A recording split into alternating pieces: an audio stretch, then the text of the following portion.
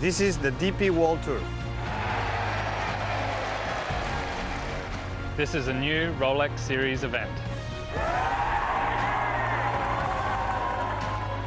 In 1980, we visited the Middle East for the first time. Oh, how the place has changed. The greats of the game have won here. He has. He has. Unbelievably, he has. Rory, the story in Dubai. This is Dubai.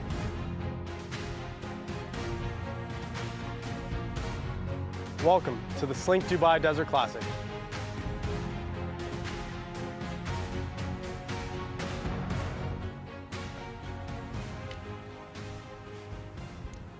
Welcome to day 3 of the Slink Dubai Desert Classic. You're watching feature group coverage. This is going to be an exciting morning. I'm Jay Townsend, joined in the box by Ken Brown. Ken, we've got 6 really good players to follow this morning. We certainly have, and the course is looking splendid. The Emirates Golf Club in Hello Magazine condition. We've got some tough pin positions, 15 within 3 of the edges of the greens, and we're going to be watching Sergio Garcia, Morikawa, Justin Walters, John Catlin, Adam Scott, and Matty Schmid. Can't get any better than that. Certainly can't. And let's have a look at how things stand after 36 holes. Justin Harding trying to win for the 3rd time on the DP World Tour. Tyrrell Hatton, he's won 6 times. 4 have earned him gold stars. Those are Rolex Series wins. He's looking to become the all-time leader with 5 Rolex Series wins. Van Rooyen and Zanotti right there as well.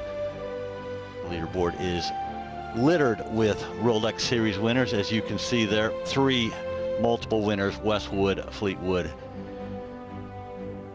Good start by Matthew Jordan, 2 under after 3. A pretty windless morning right now. Good scoring conditions. The wind is supposed to pick up a little bit. There you can see Collin Morikawa. He is going to be in our feature group coverage. Going to be great to watch the American play again. We were lucky to have him in our first round feature group coverage. Garcia will be playing alongside Morikawa. Shane Lowry, 2019 Open champion. He's off to a good start in his 3rd round. The cut was 1 over par, which was a little bit higher than we had anticipated, but the winds on Friday afternoon made things a little bit more difficult. American Johannes Veerman 1 under par at the turn. He actually just dropped a shot to turn in 34. The card is 35-37 here at Emirates Golf Club. This is the 33rd edition of the Slink Dubai Desert Classic. 31 of the 33 have been played right here. So much history, Ken. Unbelievable history. He's had some super winners. Sergio Garcia's first one when he won here, he was went on to win the Masters, and then of course we've had Tiger Woods, Ernie Els shooting 61. It's got a rich story. I've probably been to 30 of them, maybe 29. It's been a joy to see the tournament grow, and the course has been such a splendid test, I have to say. And they have relayed the greens. They've expanded them out to the original Carl Litton design specifications. They've taken some slopes out due to the greens being faster these days than when they were designed in 1988. So some great additions to the golf course. And absolutely, and they're much firmer until a sort of bit of thatch grows under the greens. When they're first seeded over, as they were sprigged here, then they are very firm. And yesterday afternoon they got firm. That's where the cut went up. And I think it'll be a real test of golf. And the pins, as I say, are really tucked into the corner of these, well, I wouldn't say capacious greens, but much more generous than they used to be. Look at that. When we came here, around this golf course was completely sand. Yeah, it is amazing. Architectural genius surrounds the Emirates Golf Club. As I said, I'm Jay Townsend. Ken Brown sitting next to me. Bringing us all the action from the golf course will be John Morgan and Iona Stephen. They're on the putting green. Let's join them for their thoughts on today's play. Yes, good morning, Jay. Good morning, Ken. Good morning, everyone. I'm joined on the putting green by Johnny Morgan. John, it's lovely to see you down here, and you're rocking a particularly strong look today. Of course, it's Pink Saturday, but John, we've made it to the weekend, so give us a flavour of what your day looks like. Who are you following? Well, I'm over the moon. I've got the world number 2, Collin Morikawa, 2-time major champ. I got the Houdini of the Ryder Cup, Sergio Garcia, and I got the founder of the Birdies for Rhinos, Justin Walters, and I'm looking forward to it. I really am. The course is magnificent. I mean, it's set up absolutely spick and span for the players. I mean, we're in for an absolute treat. Ken's just alluded it to us that the greens, the pins are tucked, 15 holes out there. They're just off the edges of the greens. They're rapid as you like, firm as you like, and we're in for a treat. We certainly are in for a treat, John. An 11 under par currently leads the way. There are some rather big names lurking. We've got Rory McIlroy, Victor Hovland not far behind. Who have you got your eye on, John? Well, I think he's got a bit between his teeth. I'm going to go for Tyrrell Hatton. After the last hole that caused havoc for him for 2 of the rounds, last week in Abu Dhabi, I think he's come here. He's got a point to prove to himself. I mean, he's a great player, gets a bit between his teeth, wears his heart on his sleeve. It's going to be full-on animation from him, and I think he's up for the win, definitely. And it's a wonderful layout, the golf course here in Dubai. What does it take, though, John, to score well around this track? Well, yeah, fairways and greens. I mean, these greens at the moment, for me, I think they're very hard to read. I'm getting down quite low and getting caught out on quite a few of the breaks. We can see some of the players troubling with a bit of the same. They're newly laid.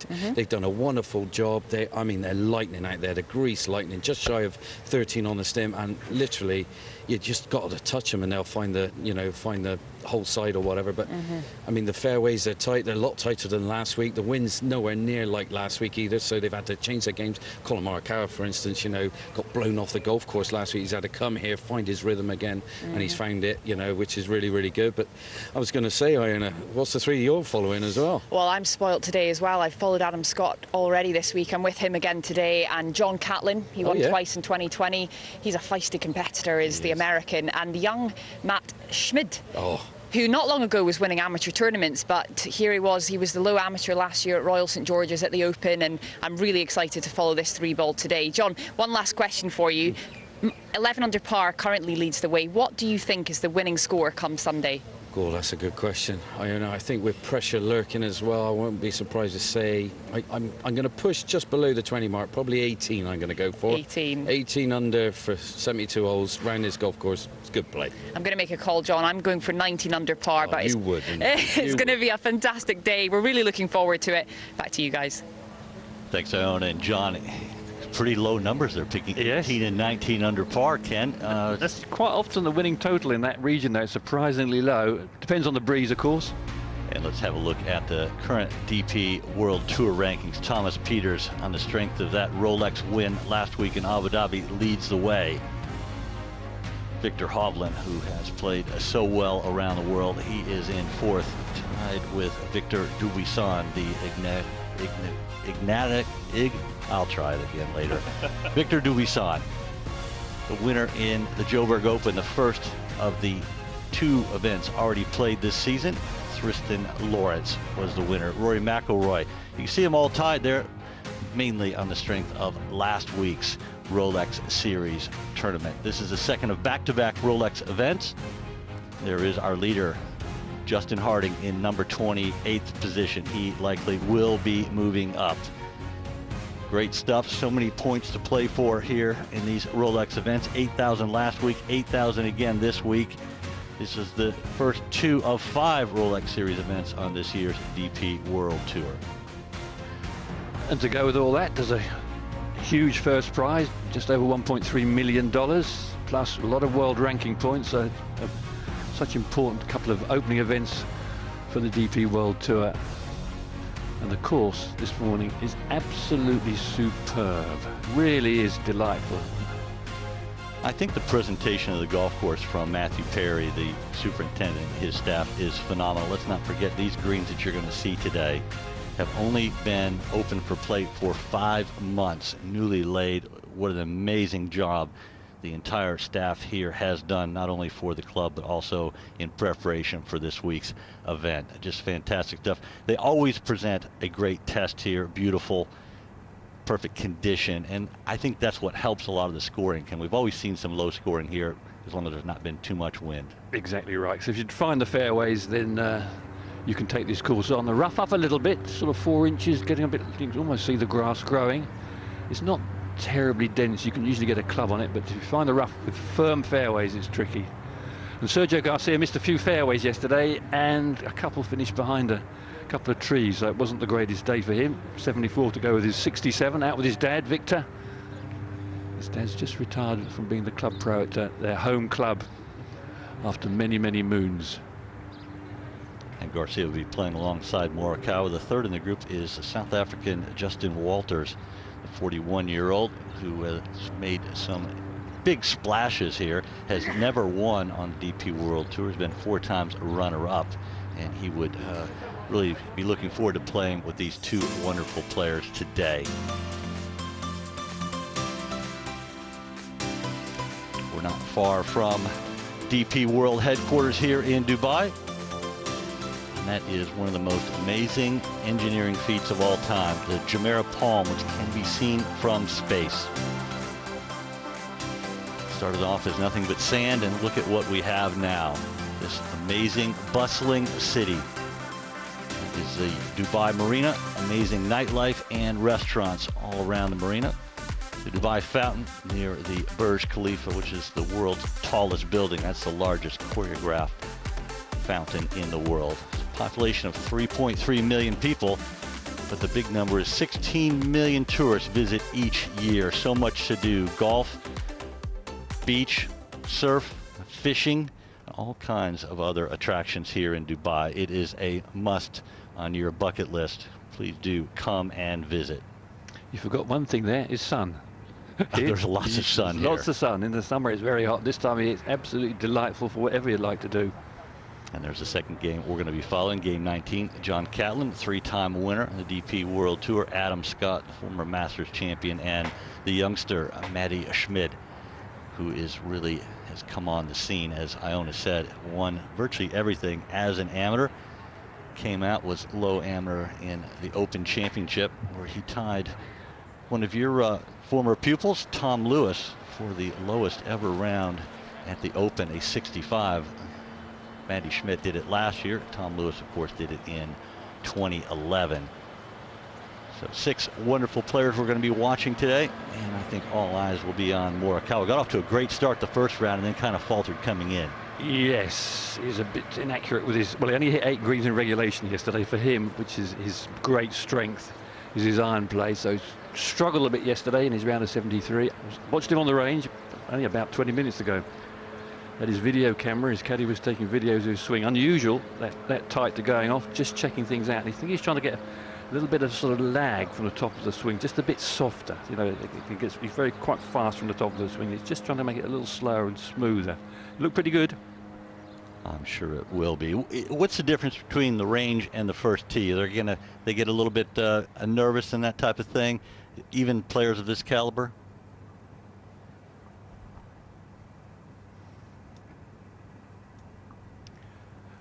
Yeah, it's when players get things just a little bit wrong, they've got to fiddle around with their swings a bit. And it's just such fine tuning, because you tend to do the same thing wrong time after time. It's always interesting, the first shot of the day, and this is not an easy opening tee shot, 469 yards. Let's have a look at the golf course as a whole. It really sits in a little bit of a box.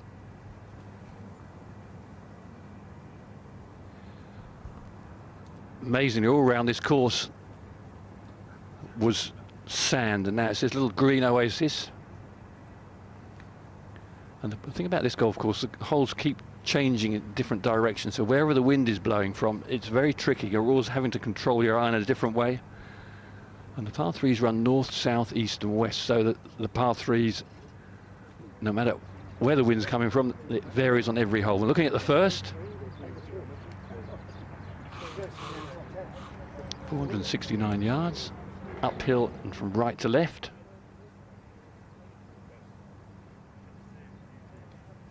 Bunker left and right in play. You can hit a 3. A lot of players can hit a 3-wood at that point there. Then second shot up the hill to a very tight right pin. 17-3 from the right. And this green's been expanded by the most. It's almost 50%. It was such a tiny putting surface. And missed the green on the right, or a little long, fast putt. The ideal position is a little short and left. But finding the fairway is all important for your control. 7 of the 18 hole locations are only 3 from the edge, and this is one of them, as Ken just said. So they've got them really tucked. Similar winds today to what we've had the first 2 days. Beautiful putting surfaces. And an entire golf course just in immaculate shape. The first of our 2 feature groups. They're all standing around waiting. Always ready to go a little bit early. The Magulus clubhouse used to stick out like a sore thumb from miles away. Now you can just tuck behind all these skyscrapers. And the third member of this group, Justin Walters, a South African, lives in Joburg. Lovely fella.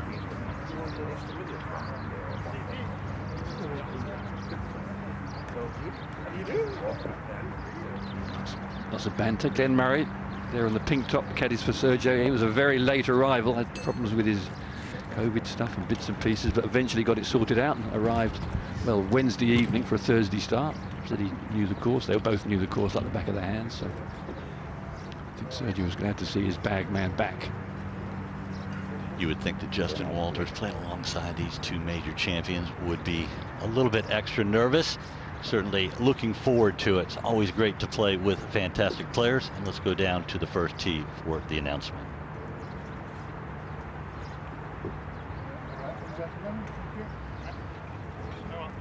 This is game number 18.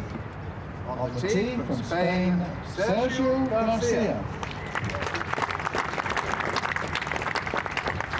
Some fancy sunglasses. They sort of vary from how bright the light is. I think he uses different lenses for different situations. As he on the first tee, aiming a little left.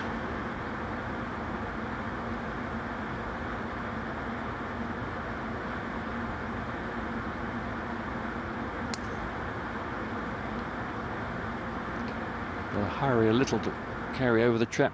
Oh, just caught the edge of it, hits the bank there, it kicks onto the fairways, close to being perfect. The Rolex Series winner of the DP World Tour Championship is the Open champion from the USA, Collin Morikawa. Won the DP World Tour rankings up there, as you can see, the first American ever to do so last season. Opened up with rounds of 68 and 73.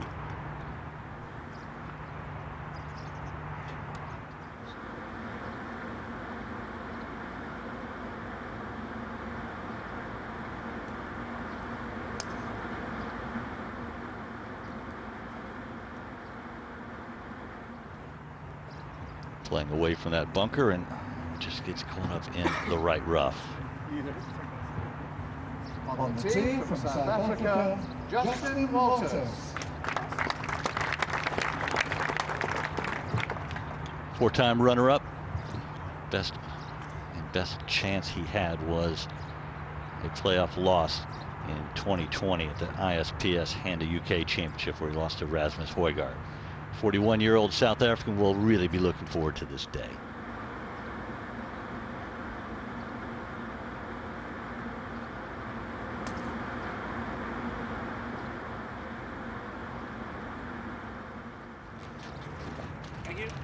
A little bit of room over there, unless you're unlucky.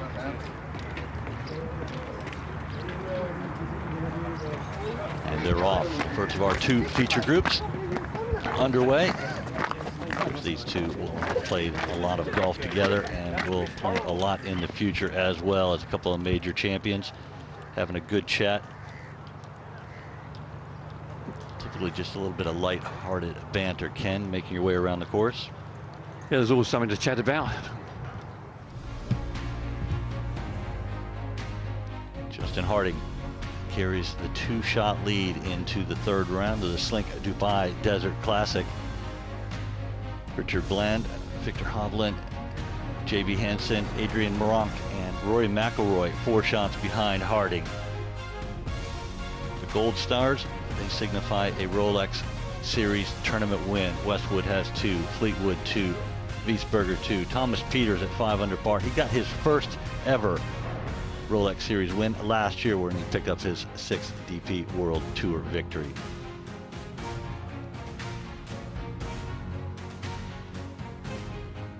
Scott there at 3 under par in the next group out. What a glorious day for playing golf. Slight breeze. Look at the iridescent green fairways. There's the 3 tee shots. All fairly lowish trajectories, not high trajectories, and a virgin fairway. Yeah, very surprising. It's not the easiest of fairways to hit. It's a new tee this year over the back of the paved area behind the old first tee. New hole measures 469 yards and really makes carrying that bunker on the inside of the dog leg a little bit more difficult. Yeah, so you're hitting right across the corner of the dog leg. You'll get your shape right. And of course now you've missed the fairway where this flag is cut. Very difficult to get close to it, and you're happy to find the green now and walk off with the 4. There's a lot of birdie holes out here, but Ken, you've had a look at the pin sheet. Were you one to make a plan saying, okay, I can attack this one, I can't that one, or did you just take them as they came as the round went on? I used to take them as the round came on, but you'd always look at the pin sheet. The pin sheet is a critical part of the caddies and players' artillery, including the yardage book. And no green books anymore, so they've got to read the greens, or it's a bit more green reading going on. I think we're all thinking that that is a great thing. 1 left, 2 right, and John Morgan following this first group, I'm sure is taking it all in. Good morning again, John. Yeah, good morning, Jay. Good morning, Ken. Good morning, everybody. Yeah, me and Ian are in for a treat walking this golf course, I can tell you. And not too bad a lies all round. They've all found the rough. It's going to be Justin Walters to go first. He can thread it through the trees, no problem. In the shade over there on the right-hand side. And I've got to say, the man who's got away with it the most, Sergio Garcia, did a big old lip out of the bunker, hit it on the right-hand side, and it slung it out, just out of there. And he's drawn not a bad lie, just maybe a little bit of tree trouble in his way for his second. Collin Morikawa not with a bad lie either, but what a pin today. 17 on, 3 off that right. Little gentle breeze off that left-hand side, which is nice. They can aim it at the middle of the screen, use the breeze just to feed it towards that flag. Justin Walters 192 yards away.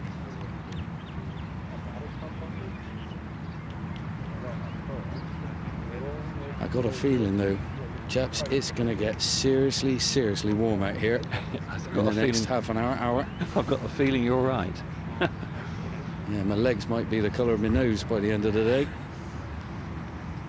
Well, he can only play a defensive shot from here, really, can't he? Got to see if he can get it somewhere where he can get down in 2 from the middle of the green. Yeah, he's got about just under 180 yards to carry that front trap, Ken. And that's what his whole goal is there. I think he might just try and muscle out a 7. Hopefully it comes out nicely for him, even at the middle of the green.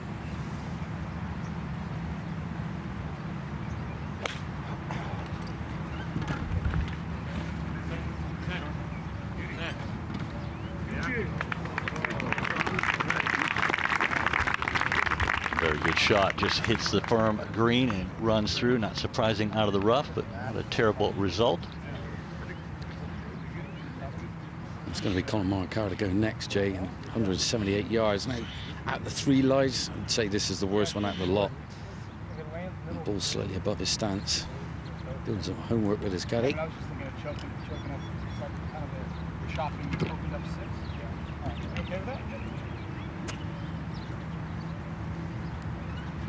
This is what he was working on. This little, just dropping it slightly on the inside on the practice ground. He just wanted to be a little smoother in his transition. The feel of that. It's a feel rather than an action.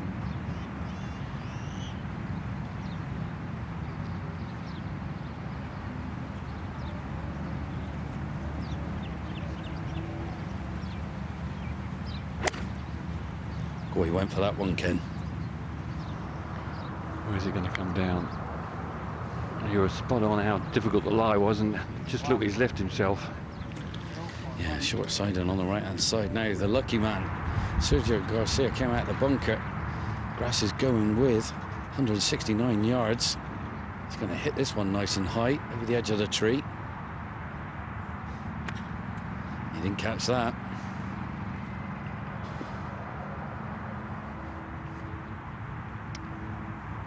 That's the problem. We're seeing the fairway here, and if you're trying to play a clever shot, he was trying to sort of whip one up in the air when you're on a little downslope. It's easy to catch a little bit behind it. Not a bad angle to pitch from there.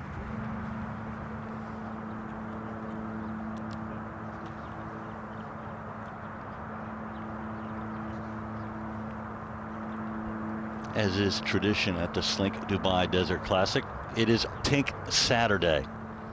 The tournament once again will be supporting the Al Jalila Foundation in association with Breast Friends. The foundation aims to tackle breast issues and cancer in the UAE by raising awareness, funding research, and supporting the treatment of patients. So everyone is wearing pink, and as you saw at the top of the show, John Morgan has the pink face paint on.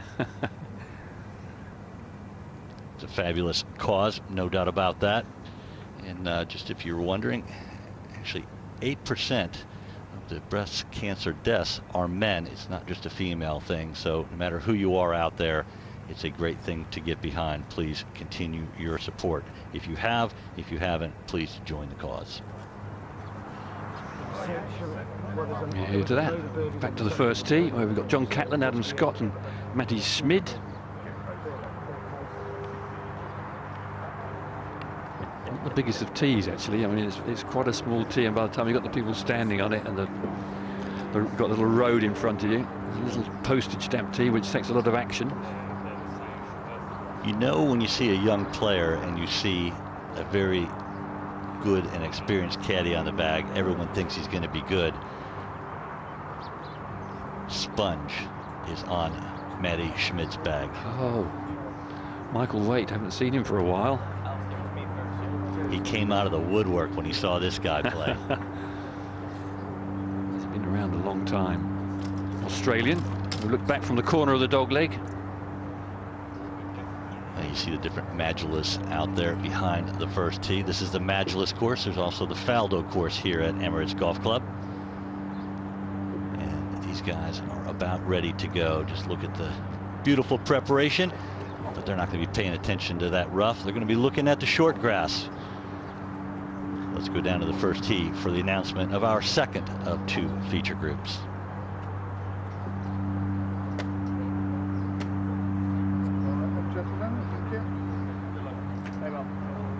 This is game number 19. On the tee from the USA, John Catlin. Catlin opened up the rounds of 72 and 69. Three-time winner.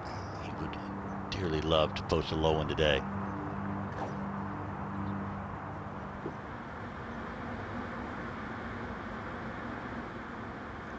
Picking his line, normally quite a reliable driver, doesn't hit it that high.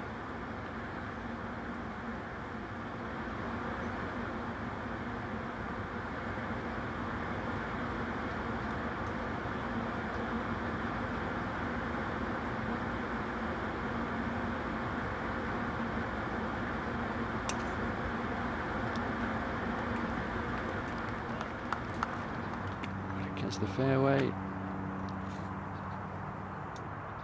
On the tee from Australia, Adam Scott.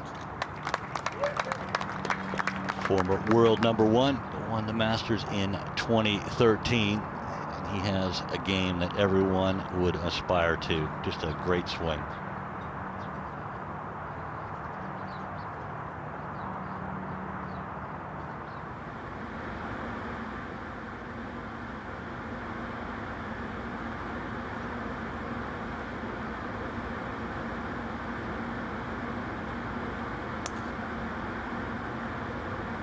Another one going right, Ken. They're all playing away from that bunker on the left.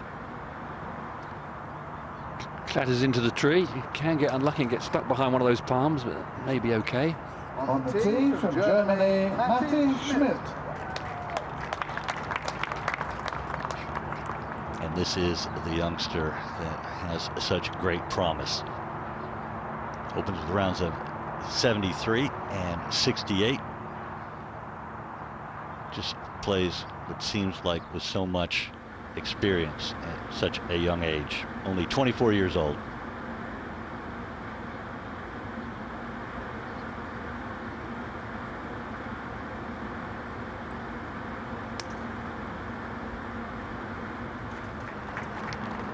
That looks mighty good. Perfect position. And from there, the flag is accessible, or a bit more accessible anyway. Very interesting to watch Morikawa with this little chip shot. So he's sort of tacking up the hole. The first hole, he's hit it 4 times already. Where he'd left his second shot was virtually impossible. He had to accept he was going to go 25 feet past to take a risk. And that was a slight fluff as well. Slight. Beautiful when they tuck the flags away on firm greens. It brings a whole new dynamic to the game. Well, you just have to like firm greens because it puts a premium on driving. If you're in the rough, coming to firm greens and tight hole locations, John, it makes it near impossible. Yeah, I'm with you, Jay. I mean, it's a good setup for the pros. You know, they're used to, when they come back into towards Europe, a little bit softer underfoot maybe, and they can attack it, fly it all the way, stop it dead. And yeah, this is nice. They've got to use the contours, feed it in there now. Justin Walters heavy-handed with his chip at the back of the green, up the hill, saving his par. And that was a mistake.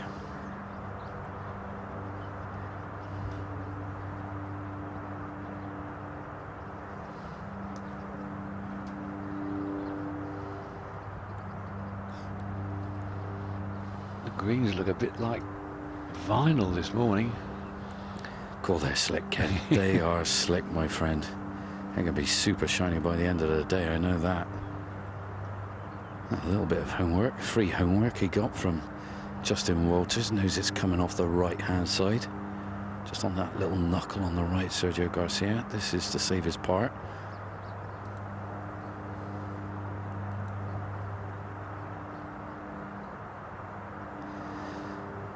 Just misses on the outside, so driving it in the rough at the end hurts Garcia. He, like Justin Walters before him, makes a bogey 5 at the opening hole. They're in pretty good company, though. This is not the easiest of opening holes. There's already been 15 bogeys today, and it's pretty early in the day. Not even halfway through the start of this third round.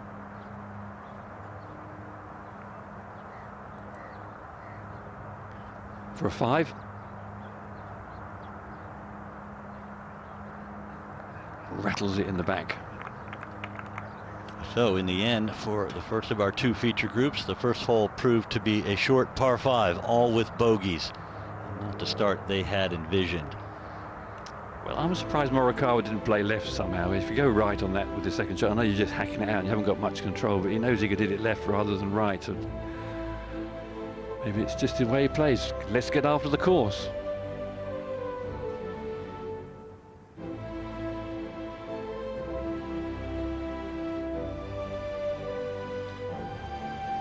Harding leads by 2 after 36 holes. His third round of the Slink Dubai Desert Classic, the 33rd edition of the Desert Classic.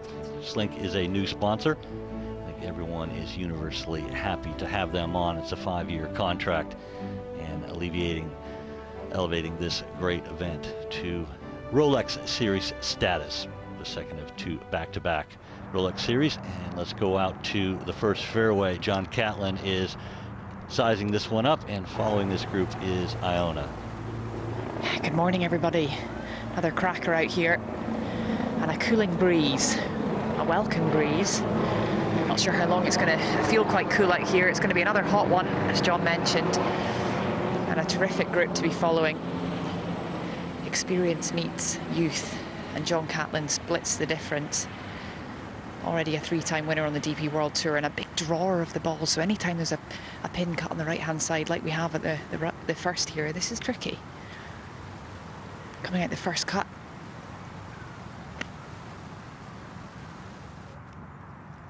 Green above you, which is dry and firm. It's going to take a big bounce if it makes it, and that's not a bad miss if you're going to miss the green. Nearly good. Tee shot for Garcia, going with the driver at the second. 357 yards today from an elevated tee.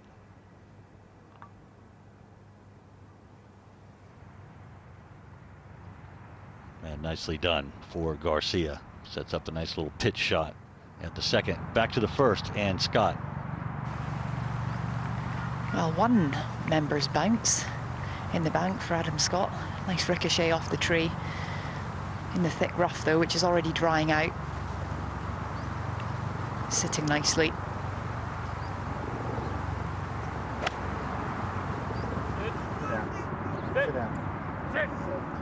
High. Pings down, and we go over the back here, and the ball just nestles down a fraction, and then you're chipping down the hill. Very tricky.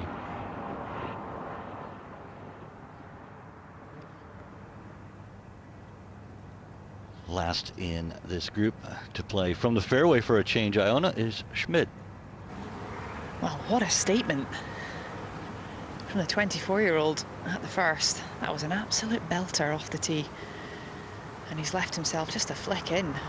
Makes this hole a whole lot easier. Round the bend, parallel with the bunker, and 144 left. Play slightly uphill, as Ken referenced. You can add 4 yards, and it is back into the wind, although you can't see it much in the flag. I can tell you there is a hurting wind up here. Big bunker short of the green, and one at the back left. He can take dead aim here.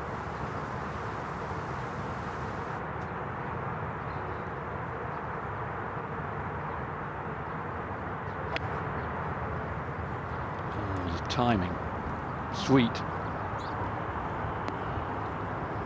And a pretty sensible play. If it's half that distance away, it's almost where he's aiming, because you can't miss right. If you get it pin high, you're hitting virtually on a flat piece of turf, as it were. You're not putting much uphill.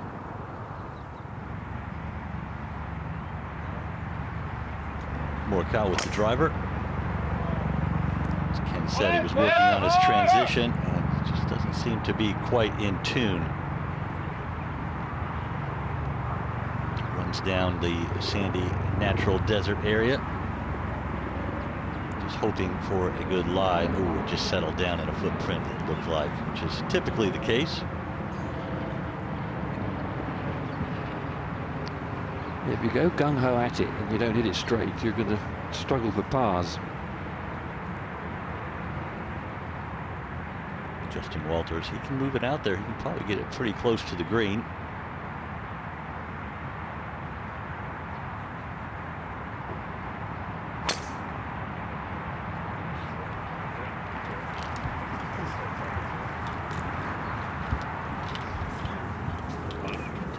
Just gets caught up in the rough there. He'll have to pitch and run that one. Yeah. Down the hill and up the other side. It's a pretty hole, the second.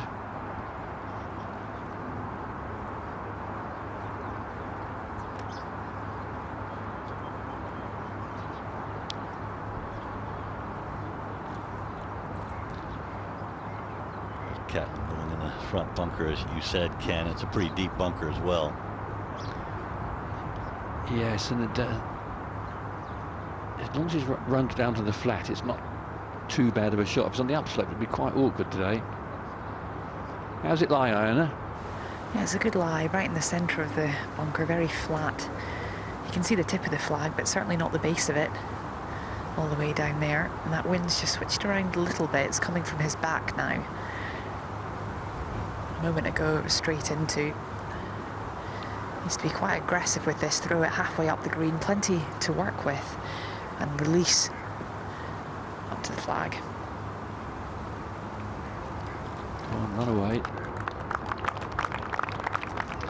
Putting up the hill from there, but could come out a bit sort of flat and squirty. Ball positions at the second after the tee shots on this short par 4 for the Garcia Walters Morikawa group. John, 2 of the 3 have missed the fairway. What do their lies look like? Yeah, not a great lie for Justin Walters here, Jay. Down deep, but he's got plenty of green to work with, all down and away. A little bit of right to left in this. Once it gets on a putting surface. Awkward, horrible life for Collin Morikawa, though. He's in one of those little grooves in the sand, that waist area down the left. But Sergio sitting pretty in the fairway. He's going to learn quite a bit from this, how it's going to react once it lands on the green.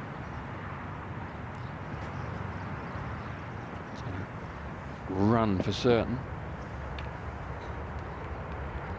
Just a funny, just sort of kicked a little left as it landed.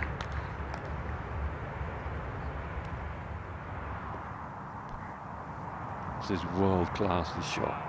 Go on, run away. Oh, he still left himself to test it. Really had sat down in the grass there and had to sort of be gentle and firm at the same time. There's a good look at the lie for Morikawa, John, sitting in a little bit of a depression, it looks like. Yeah, I mean, they got these buggies and got these huge rakes on the back, and they just like kind of comb the whole of these kind of wastelands. It's just sat in that groove, and he's going to take some sand first before hitting ball. And it's going to be Sergio to go, giving him the nod, just short of this green. A few hops and a little stop and release, I feel. There's the hop, there's the little release, lovely. Go on, run it out. Was slipping down the hill, it wouldn't need much more to be half that distance away. The second and third offer birdie chances.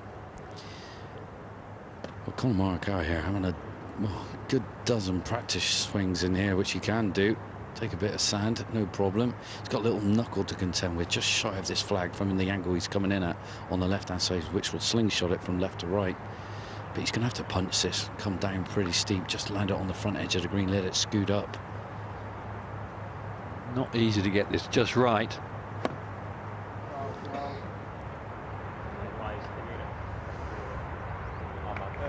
That's what makes it such a nice short par 4. You can go for it, but if you don't hit that sliver of a fairway or drive it on the green, you pay a big price. Back to the first green and Matty Schmidt.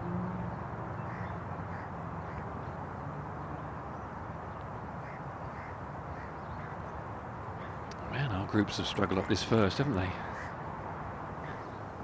It's always been a formidable opening hole, and more so with the new tee. It plays a little bit more in the nature that Carl Litton designed it to be. You know, back in the day, it was a driver and a 4 or 5 iron, sometimes a 3 iron in a cold morning. And it's getting back to that where you're close to 200 yards again for your second shot, even as far as these guys hit it now. Just shows you how close they are to the edges of the greens. That's 3, but it's not Michael Jordan's 3. It's more of an Ian Woosnam 3 paces. Ian Woosnam, eh? My goodness, what an idol of mine he was. One of the masters, that fist pump. Whoa. Yeah. He's not going to play this year. He's decided after a lot of head scratching that the course has got a bit too much for him. I'm sure he'll go there and enjoy the Champions Dinner. Well, Ken, I'm not surprised that Ian Woosnam is a favorite of John Morgan's. John's nearly Welsh. Yeah, I'm 25 minutes away, just over the old Severn Bridge. Yeah, the pocket rocket, Ian Woosnam. Top player, what a striker. Now, Collin Morikawa just on the edge of the green. He's marked a bit disgruntled after that chip from the wasteland sand there. He went for the splash shot, trying to fly it all the way.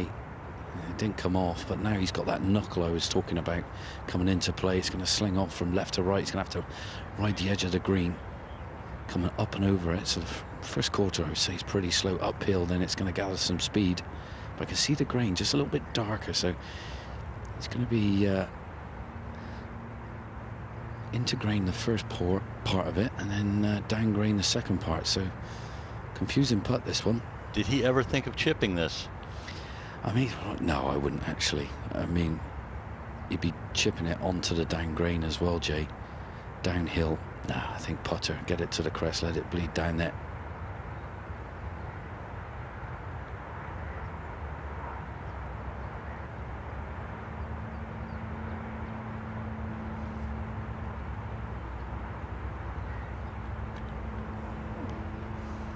Oh, how fast was that? Yeah, once he thought it was going to. I think he thought he was going to snag in a bit more than the fringe, and he just sort of skirted all the way on the green, just about. A bit too much momentum. Catlin has made bogey, and so has Adam Scott, at least a bogey. That one has slid a good 3.5, maybe 4 feet past the hole.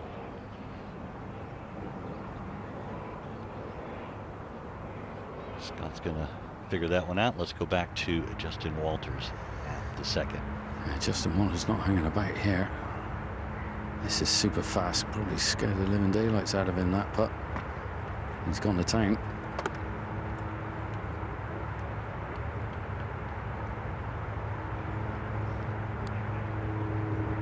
Didn't hit an errant tee shot, but hung up in the left rough. We have seen quite a few balls bounce out of that left rough short of the second green. Sometimes shoots right. Well, can we get our first red figure from Sergio Garcia at the second? In this 3-ball. Would be nice, wouldn't it, Ken? Straight down the hill, this one for Sergio. Might just move to his right.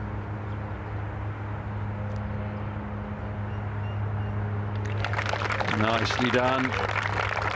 Found the fairway. Makes a 3. Nice bounce back after bogeying the opening hole for the former Slink Dubai Desert Classic champion. Of course, he won in 2017, which preceded his biggest victory ever, the 2017 Masters. Can Morikawa hold this one and save a par and not open with back-to-back bogeys? You don't want to be bogeying this hole. One of the easiest holes on the golf course, Jay.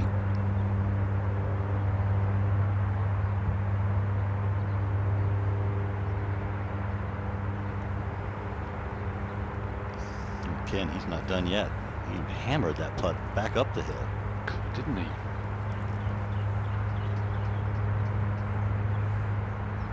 Looked like he was going to run away with the tournament in the first round. He was 7 under par through 11 holes and then limped in for a 68. 68's a good score, but not in the manner that he made it. No, he dropped a scattering of shots on the last 3-4 holes.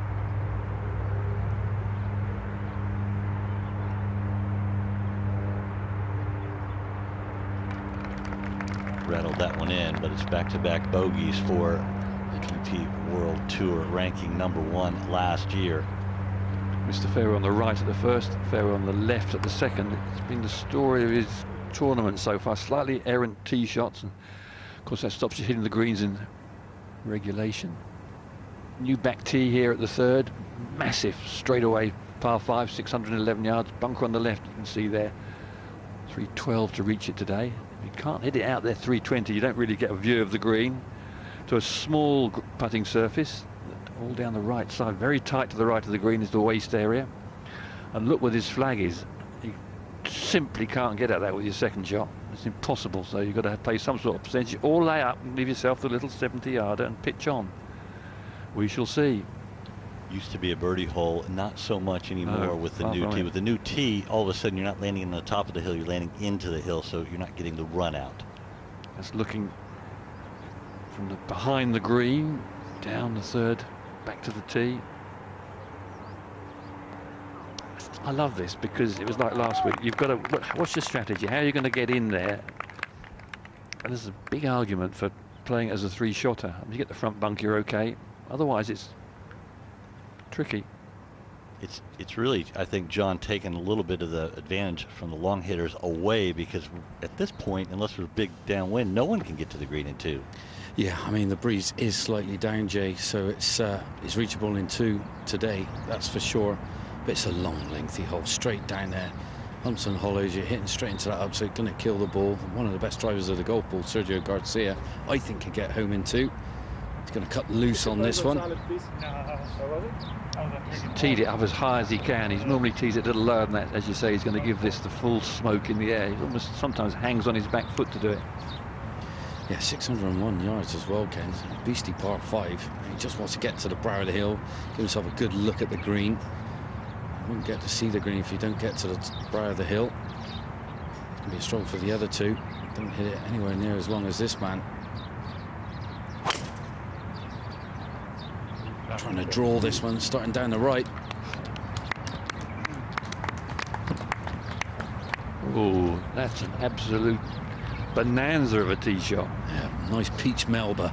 Can't believe he got it that far up. John Morgan was right. He can reach the green in 2. That's amazing. There you go, CJ. I remember when Sergio caddied against me in the British Amateur. He was only 14 years old.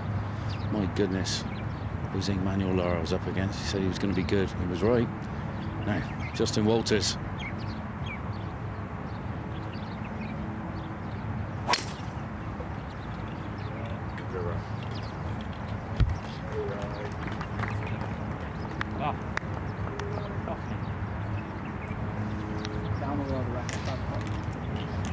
Just short, be an awkward stance. Can't tell yet. Pretty close to the bunker. Morikawa, as Ken said, one right, one left. What's going to happen at 3? Yeah, got to shrug off those first 2 holes. Forget about them. Good chance here to have a quick rebound. Out with driver 2. Going left though. That's the worst of the 2 evils as a professional golfer, when you start hitting the ball left, particularly when you're trying to hit a bit of a cut.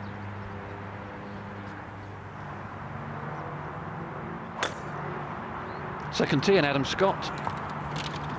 Where's this one off to? Oh man, that's miles right. Someone's found it. It's a sort of thin woodland, but there's a lot of scrub. It's not a place many players reach or go.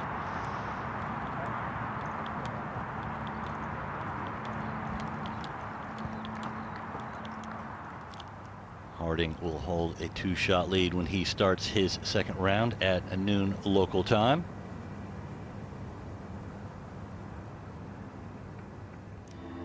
In Dubai, it really is an amazing place. That is the Burj Al Arab, known to some as the world's first and only 7-star resort. Ken's room is, I think, the second from the top floor. That is the Burj Khalifa, the world's tallest building. 828 meters, nearly 200 meters taller than the next tallest building, the Shanghai Tower. Over 200 skyscrapers in Dubai, with over 18 taller than the Eiffel Tower. That is the Sheikh Zayed Road. It's the longest in the UAE, 558 kilometers long. Truly an amazing place with great architecture throughout.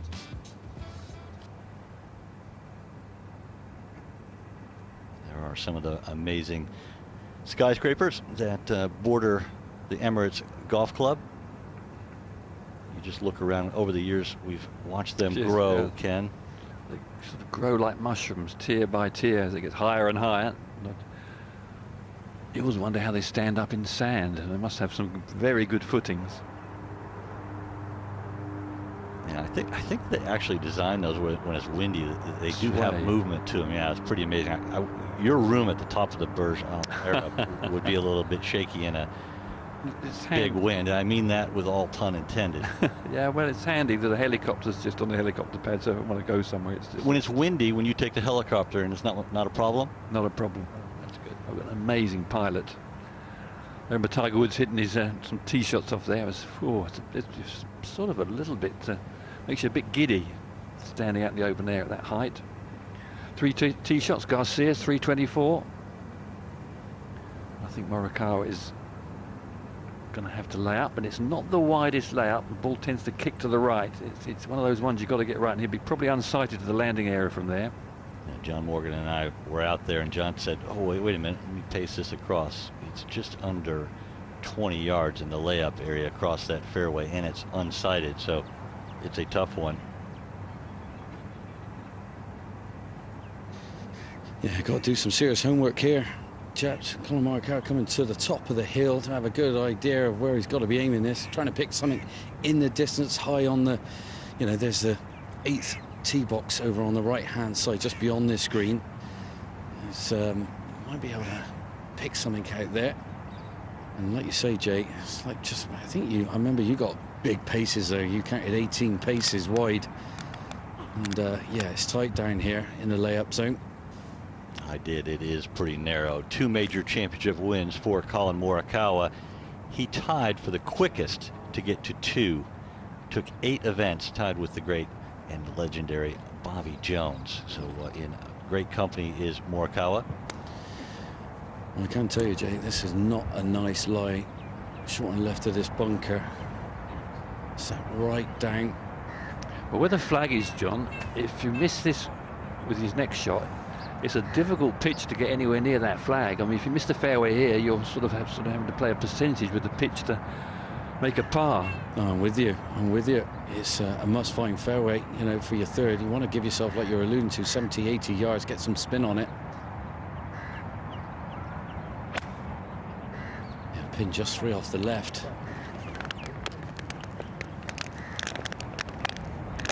That one's good. That's the ticket, isn't it? That's the perfect spot.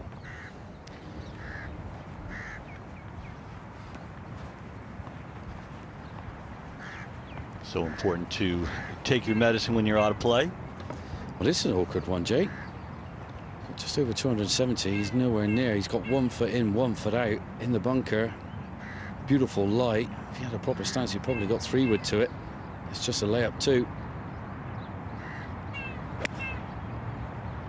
Trying to work the hands, get it back from off the right. Yeah, that's even better angle. Well, just under 340 yards. Sergio's hit it off the tee. 262 yards he's got left in. Out of the 3 metal. Might have to take a little bit off this. Might have gone to the 5. Even at the right side of this green. Try and bring it in from right to left. Not easy to get it close to this pin though. Give yourself a decent eagle opportunity.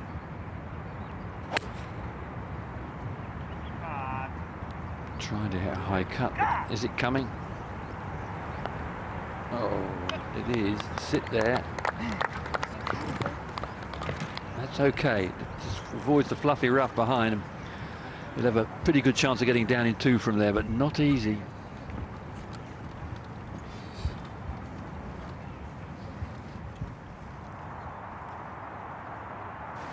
Well, there's been plenty of drama going on here, guys, but possibly not for the right reasons. Adam Scott in the trees off the tee. John Catlin found position A and then chunked a wedge into the bunker, so he's played 3 shots. This is Adam Scott's 3rd shot.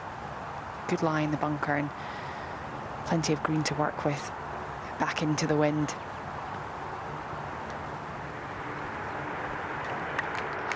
That's a smasher.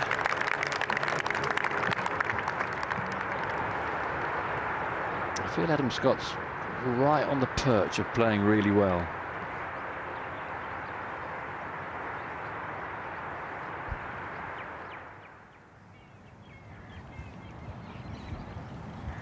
Morikawa laid up, and it was a very good layup from a blind position. You can see the flag blowing off the sea, so behind the players at the 3rd, and they need every bit of it. Full measure 611 yards today.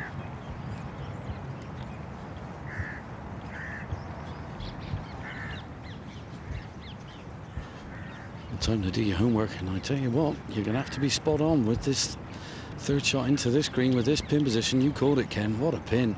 Just over on that left-hand side, halfway up this green. And you get it a little bit out of source and come up a bit shy. It will feed off. He's got 110 yards down the breeze. We're taking another 5 yards off that. Make sure those grooves are nice and clean. And you get all the grab you can in the world. He's got a little metal brush, sort of made of like a bit of wire wool, is it? Yeah, it's one of those ones exactly. It looks a bit harsh to me. It scratched the face, but. You want to land at a step right of it. 3 short. 3 short. Just make sure they're super clean and sharp. And you know what this green does? It actually, surprising green, goes away from you a little bit down the breeze. Not easy to get it close. You're going for maximum height, maximum spin. Try and land it like a butterfly with sore feet if you can on these greens. Not easy.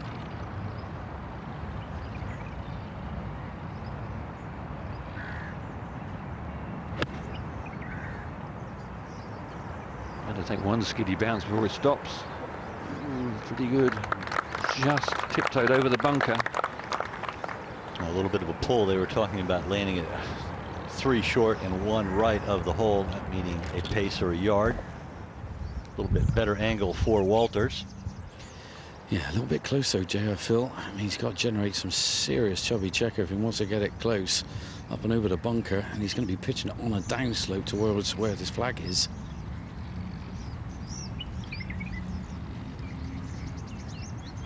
His lofted club in the bag. Sounded spinny.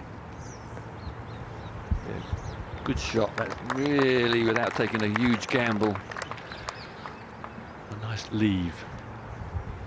The pin's cut between 2 little sort of ridges as well, a little valley.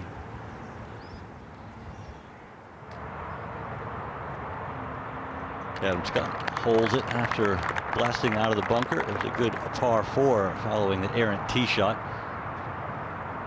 Still smarting a little bit after that bogey at the first, but he certainly will be able to reach the 3rd and 2.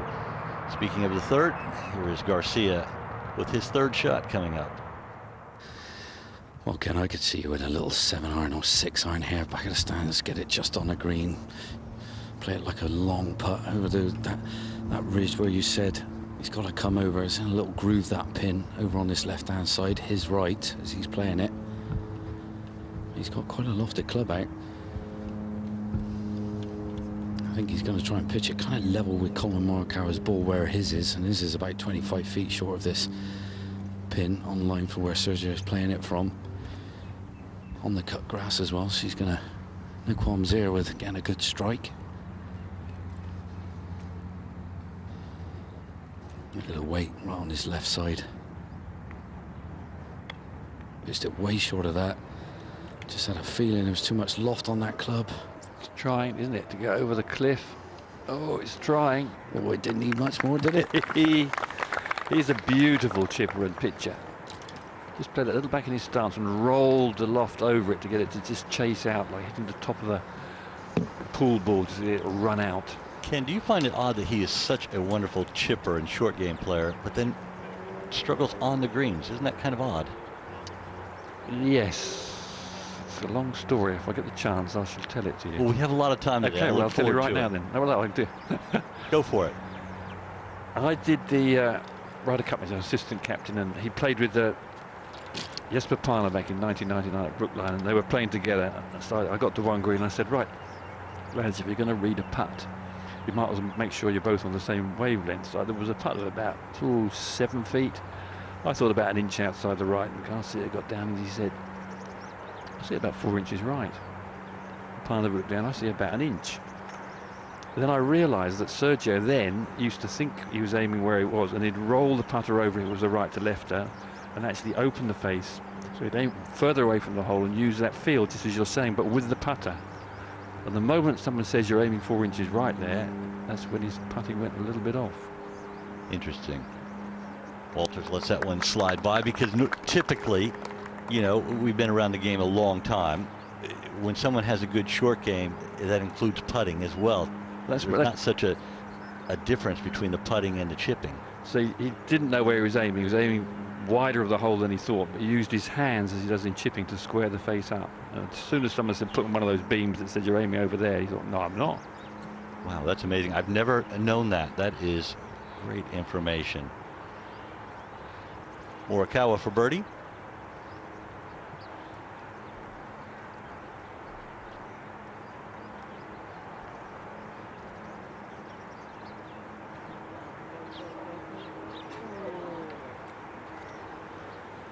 Morikawa is going to start 5-5-5. The only good news to that, the 3rd is a par 5. And if you think it's exclusive, this high scoring to the groups we're seeing, it isn't. There's a few people 1 under par, a couple of players 2 under par further around the course. It's a tough day, and you can see why. It's just a demanding setup, and if you keep going at the flags or missing fairways, you're just going to put a black number on the computer, a bogey. 2 black numbers, 2 bogeys for the 2-time major champion Garcia for birdie.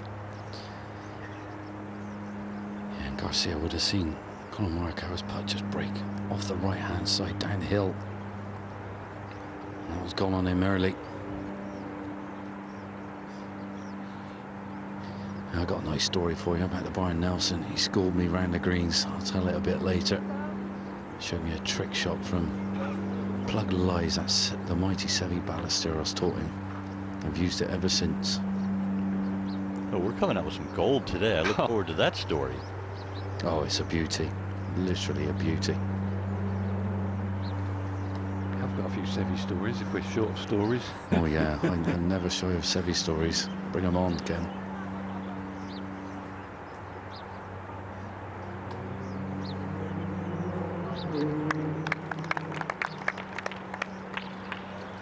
Well, after playing what was nearly a perfect approach, or as good as you can get, just a par for Garcia.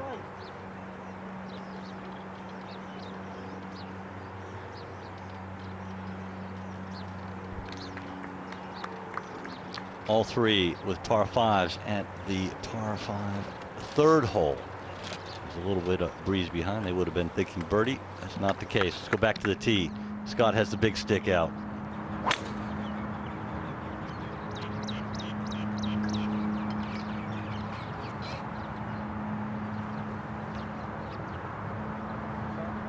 And down the bank, didn't even get to the bunkers in the natural area, possibly in the grass in between. Let's have a look at the fourth tee. Round one, round two. We're on the high tee today. The seventh tee has gone to the low tee. Different angle. Actually, it's probably a little easier from this angle to that flag. The left tee is tricky, pinned tight left. So going a little bit more into the slope. This whole green slopes from left to right towards the water. So it's a slightly easier angle, but believe you me, it's a tricky flag to get at. And we had a one this morning. Didn't we have a one on this hole? Ryan Fox made a one. That's exactly right. The Kiwi.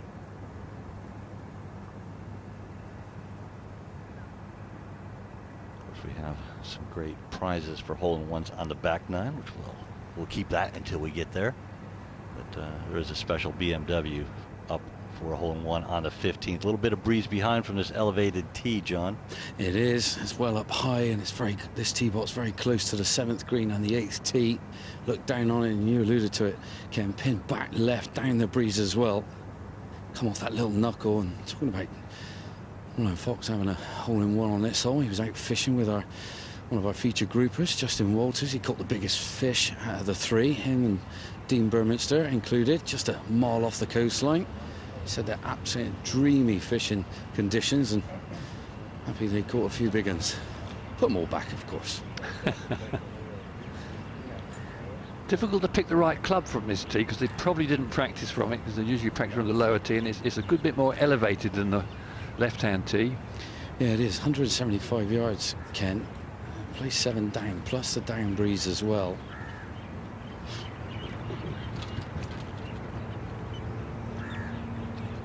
Like the last hole, this pin cut over a little crest, which is, I suppose, about 6 yards short of the flag. If you pitch into the face of it, it'll kill it. If you pitch it on the downslope, it'll scoot on, even with a short iron. True that. I think it's 9 irons all round for these three.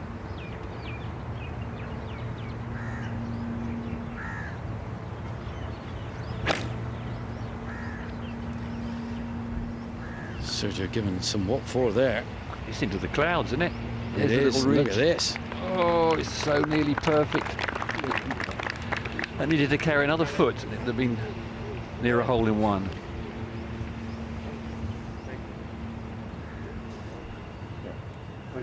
I was having a little boogie on the range with Victor earlier, Sergio's dad. He was with a golf club in his hand, wandering around watching his son. Now, Justin Walters, founder of Birdies for Rhinos, absolutely loves it. Great calls. Loads of players rocking the hats or the logos on their hats, and yeah, he burnt R$750,000 last year.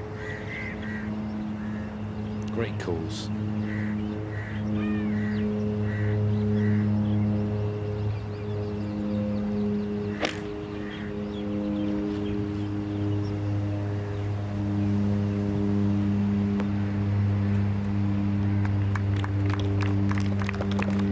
Land your ball just about a foot short where those two balls are finished, but from a great height. It's not just as simple as landing it there. It's a bit like the 16th at Augusta National when the flag's on the right side. You've just got such a small area to land your ball on, that size of a small tea towel. Yeah, nice friendly game. Those two going to give one another a free read. Whoever goes first. Collin Morikawa. I'm just feeling that breeze, and I tell you what, it's a godsend, that breeze. My goodness, if it goes away, I'm going straight in the shade. I'm not coming out. Will strike beautifully back up towards the tee. Look back at it. Collin Morikawa here, just thumping a 9 down the hill, down the breeze. Can he carry that ridge though, Ken? Let's see. We went the low side of it, and once you do that, you tiptoe into the back trap, which is quite an easy shot, but you think you're just hitting a short iron. Well, that was an aggressive play he made in there. Maybe he wouldn't have played as aggressively if he hadn't bogeyed the first 2 holes.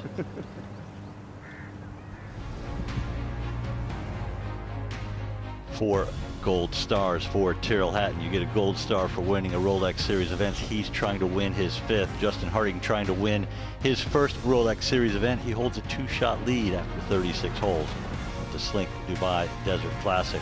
Can Harding win for the 3rd time? Tough chasing pack.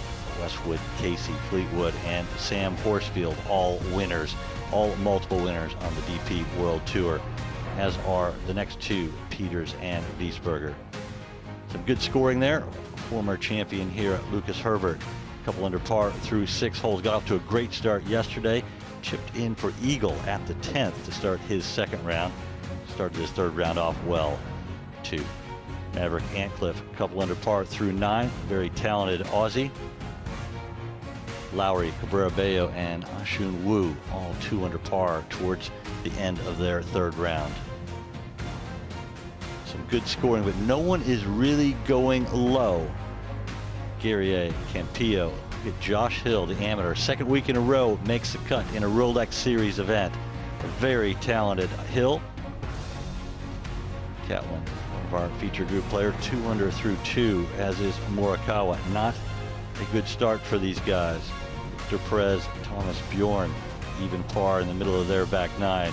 Always good to see the captain, who's now over 50 years old, competing against the youngsters. Of course, Bjorn is a 20-time winner on the DP World Tour. He knows how to do it, and it's one here where he beat Tiger Woods, facing off all 4 rounds. Yeah, it was a very special. We've had a lot of great events here. Oh, it looks a decent lie, John. Yeah, I was hoping it, well, not for his sake, it was a plug lie so I could tell you the story, but we'll wait for that. We'll wait for that, mate. We'll wait for that. I don't think we're going to see many plug lies in these bunkers anyway. But this is a nice lie for Collin Morikawa. Back into the breeze, going to make this very inviting. Not much green to work with, but he's going to be able to fly it just to the fringe, let it release into the green once on the green as well.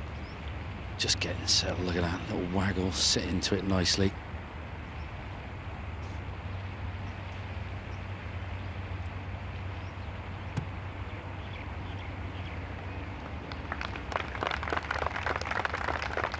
Just seemed to sort of shin roll off the joint of the fringe and the green. Certainly went straight left. First contact with the ground. It's not a particularly straightforward putt he has coming up for par either. Tends to have some left to right swing. Yeah, some green this one. Trick that goes away from you from the tee. Just makes it that little bit harder to get control with your tee shot coming into this green. Just think, John, they flatten this green out. I know, my goodness, I can only imagine what it was like. I mean, this is my first time here. I'm absolutely loving it. I've seen it many times on TV, and I can see the changes. But Sergio here going to give Justin Waters a free read, virtually neck and neck, little downhiller off the left.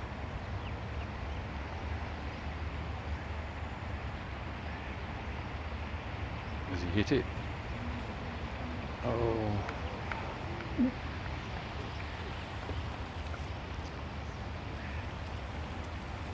There's not many worse feelings when you know you've got it if you just hit it. And I mean, it's half a roll, minuscule stuff.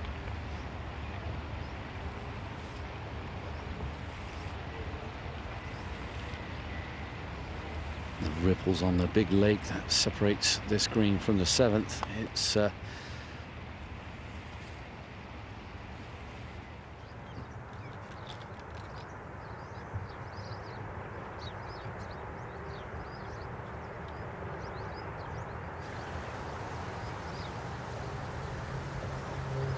Well, Adam Scott next to play. Schmid nestled one down there from a very tricky lie in the wasteland area.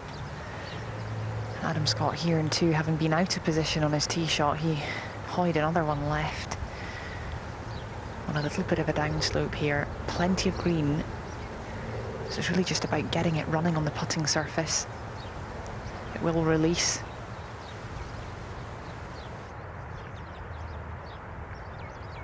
Judged that well. It's not too difficult from that sort of a lie to chip it off the other side of the green, because once you get about a yard past the cup, it's a bit of a cliff edge.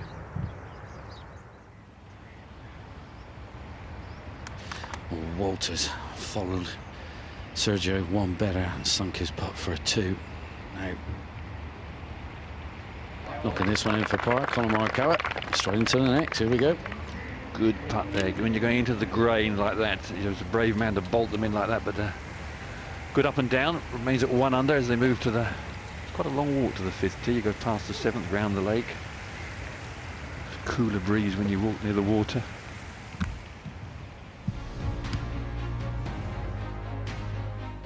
Richard Bland, Hovland, Hansen, Moronk, and McIlroy, all 4 behind the lead of Justin Harding. Has not had a history of playing well in the Rolex Series events. Could change it all this week. Justin Harding trying to win for it the 3rd time. Thomas Peters trying to go back-to-back. He won last week where he picked up his first gold star. Brandon Stone, his gold star came at the Genesis Scottish Open, where he had a putt on the 72nd hole for a 59. Didn't quite make it, but it was good enough for a 60 and his first and only Rolex Series win. Lowry, Cabrera-Bello, they both have Rolex Series stars.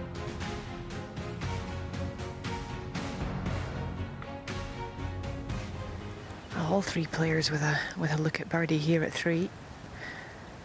Not an easy hole to grab one at, but he's played some very solid golf to this point, down the slope, through his shadow. Bit of movement from right to left. Also putting back into the wind.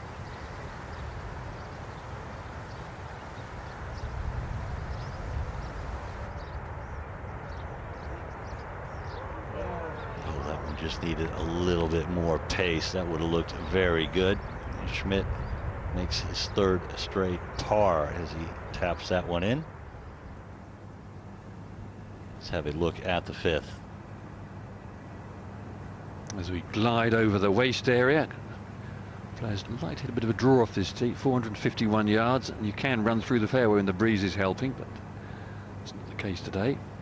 Wind a little off the right. And the man with the honour, Justin Waters, out with driver. And this looks absolutely piped, Ken. Jake over the brow of the hill, which is about 280 to carry. Good hit that. Oh yeah, it's running. You've got to be a little bit careful again. There is water down there. I mean, what's it? Rory McIlroy got about 6 yards from it on the first day's play into the breeze, so it is reachable. Yeah, once you hit it out there about 270, you hit a bit of a downslope, and it's quite dry and fast to the water. There's a few divots down there as well, so it's Russian roulette. Sergio, we know. Is this 3-wood or the driver? It's the driver. The driver. Oh, brave move. Better be careful. You better.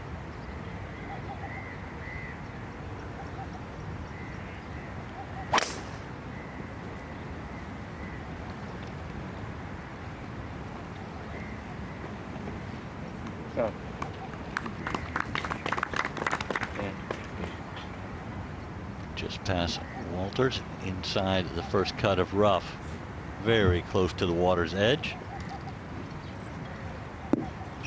We're looking for a fairway here, John. Yeah, he's trying to figure something out, and he can. He really is. He's torn between a couple of swings, I think. He's a little bit confused. Very rare to see the Open champion like this. Out with driver. Breeze just feels like it's switched a little bit down.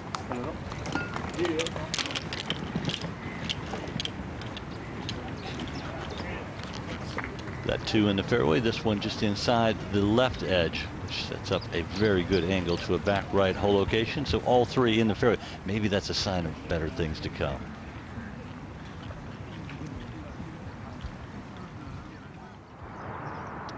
It's a different putter today. Yesterday he had one he borrowed from his dad. This one, I'm not sure. It looks like he's made it himself. Well, that's not Iona. Maybe Iona took the other putter. Maybe she did, yeah. I think she had a little love affair with that other putter. She certainly had a love affair with something.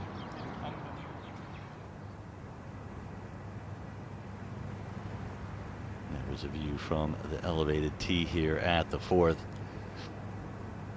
It's a back left hole location that you probably have to land. If you want to get it close to the hole, you have to land it short and left of the hole, which brings in missing left. Exactly that. The play is really to try and hit it, because you'd have to come over the hole. If you hit it 15 feet right and get it pin high, it's an uphill putt. But players don't think of that, though. They think straight at it every time. You can see the little arrows by the hole. If you hit it in those arrows somewhere, even a little right of that, you're going straight up the slope. But if you go straight at it, you've got to get it absolutely right.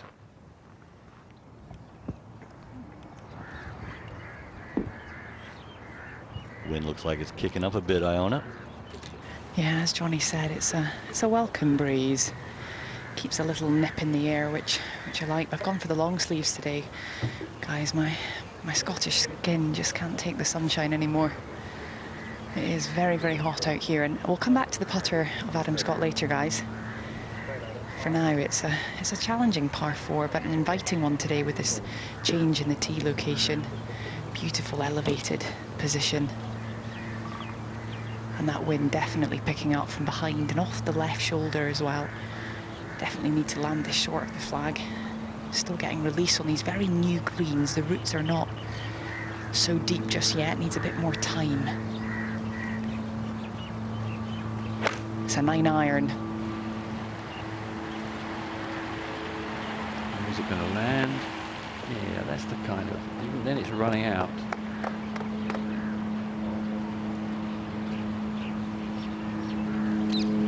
This is a difficult exam paper. You like where that one went, right of the hole putting up the hill, don't you?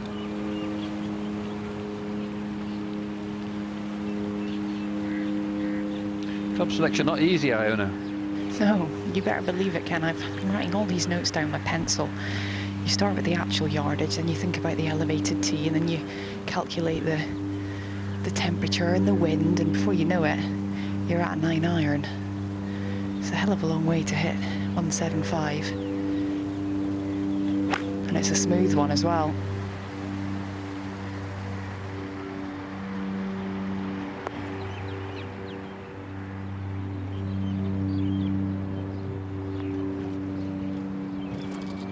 Smidge from just tipping toe onto the green, it would have gone very adjacent to the flag. But swing that reminds me a bit of Mac O'Grady's swing. Remember Mac O'Grady? Simple, nothing to go wrong. I worked with Mac O'Grady about the last 18 months of my career. What a great talent, both in teacher and ball striker. John Catlin then last to go. Missed a short putt at the last, which will cause frustration, so no doubt he's getting dialed in. But so far the body language looking composed from all 3 players. He's a resilient chap, is John Catlin. Owen Craig on the bag. Only had him on the bag for 4 days, so it's a new partnership.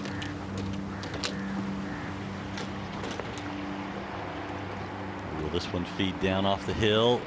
This could be good. Brilliant shot. And that is the only way to get it close. And it's because he came in with a flatter trajectory. He hits the ball much lower. He just got it to skid on the first bounce, where the other players are trying to hit it high in the air and stop it. This is fantastic. Well, mind you, to go pretty high as well. Over the hill. And I thought here it was in. I really did think it was going to tumble down there a little further. Terrific. Walters has already played and is on the green. Morikawa and Garcia still to play their seconds from very similar distances.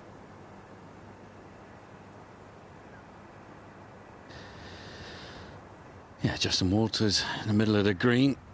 Pins back right, 141 yards for Sergio Garcia. Just gone to the right edge of the ferry, hanging on for dear life. They weren't far away from that water, I tell you. And breeze into his face is just a little bit off the right. Don't want to be 5 yards short. We'll take a slope and feed further away from the hole. So he's going to hit a little squeezy one from left to right, hold it up in there. Don't want too much spin on this though.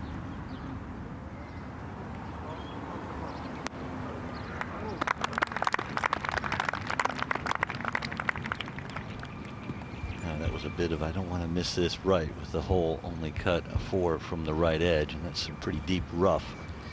Yeah, you miss it right, Jay. You're in a thick lie with not much green to work with. Downhill, not what you want. Similar yardage, Collin Morikawa come from the left.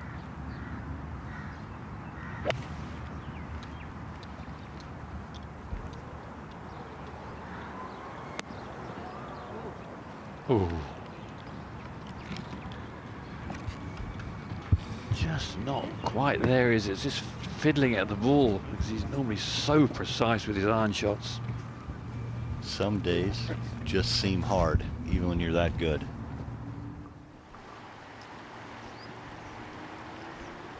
Well, there's a lovely spritz coming from this water fountain. Very refreshing on the old face. Gives you an idea of the wind direction. Adam Scott first to go with this putter. He's bringing a new putter into the weekend, not because he didn't like the other one. And I didn't run off with it, guys. I thought about it. Heavy to carry home. I'd find a way. When there's a will, there's a way. I don't think his dad would have been too happy if I'd run off with his putter. But Adam Scott told me this morning that it's not because he didn't get on with the other one. He likes it very much. So he's noted that down in his little journal. And now he wants to test this one. And he's using this early stage in the year to sample some equipment and know what works well and what doesn't. Amazing to change putting styles, not only putters, but putting styles in the middle of a tournament. One comes up short for Scott. Oh, you can try more on the putting green, can't you? This feels great. You got the first hole and the ball bobbles right off the face and you miss by miles. There's such a difference between testing on the putting green and testing in reality. You mean that's happened to you as well? Oh, God. We've all done it. So, and then we get out there about the third hole, we know we're in trouble, and we're just scratching our heads. Why did we do that? He's going to be asking for his putter back, I own it, because I know you have it. You're just not owning up to it. It was a good looking putter and it certainly did feel very nice. I don't think I was strong enough for it, Jay. On the through swing, I nearly took off. It was so heavy. This one's a little bit lighter and he certainly looks very comfortable with it. A couple of one putts today already. Now Schmidt coming from the fringe, down the slope, right to left.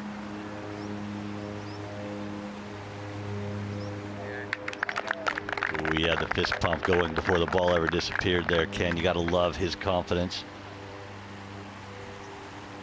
Well, that's a lovely start. That's a perfect way to start. We probably might like to sneak a birdie out at the third normally, but the pins are so tricky. It's a day for crafting around. Got to have guile as well as a good game. Well, Collin Morikawa here just needing to dink it onto the edge of the green. Going to break hard off his left on a little downslope. Don't want to be heavy-handed with this one. He'll get away from you.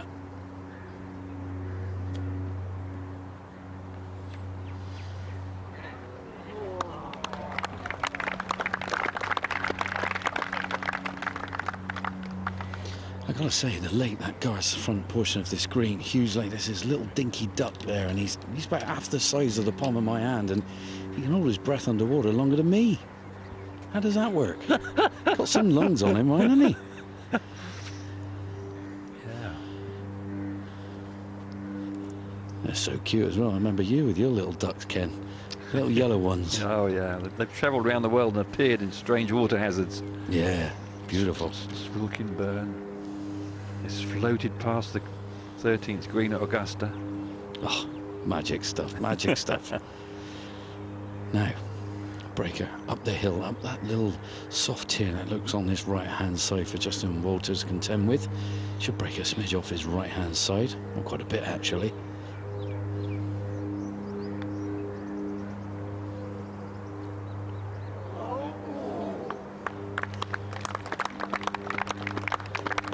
good for a long time. It just had a bit too much pace for the line he chose. I think that little bird you were thinking about, well, I was racking my brain, it's called a grebe, which is looks like a little tiny duck, but it's tiny. He's well, Grebe. A grebe. A grebe. Grebe, yeah, little grebe. I'm learning every day. You and Tony Johnson are teaching me, Ken. But they can dive under and they go, you think, where's he gone? A poor thing suffocated, and he pops up 20 yards away. I know, unbelievable, isn't it? Aquaman underwater. And here we go. Sergio Garcia, a little breaker off the left here. Could leave this, not an easy pin to get close to.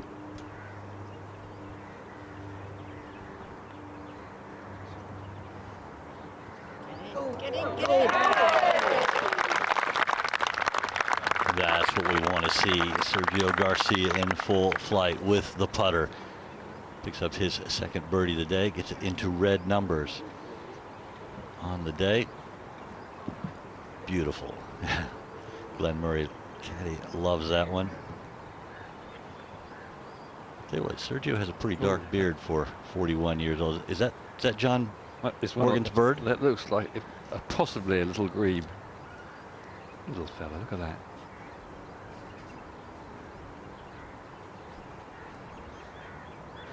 Yeah, Sergio told me that yeah, he colours his beard a little bit. You don't want it as grey as mine. Oh, you didn't give that away on the air, did you? Yeah, no, he doesn't mind. It's just common knowledge. Looks well cut, suits him. Suits him. If it's there to be had, use it. With the greens just quickening up, you think your putts run up 18 inches away, and then you find yourself 3 feet and 2 inches away, and suddenly got one of these left. Yeah, from the back of this green, Ken. Ugh. Is it a little downhill? It is. It's going to break off his left as well. This don't want to be aiming out too far outside the hole. You want to be brave and hit it nice and firm, take the break out of it, but could easily be 4 or 5 feet past if you did that, if it missed.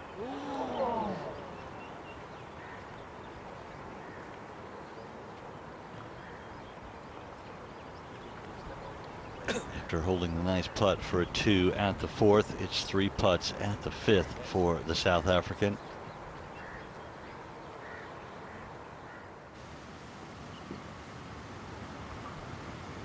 Three-wood iron for Adam Scott. I think it's the right club with his fairway speeding out. Yeah, it certainly is. It's downwind as well from an elevated position, so if you get it flying on the breeze, it can whoosh, get a fast kick on the fairway. Having a wee blether to the left-hand side here with Adam Scott's father. Getting the inside scoop, guys. Negotiating the putter.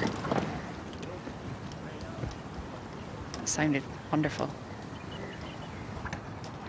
Inch perfect without risking going in the water. Missed the divots. Nice, perfect.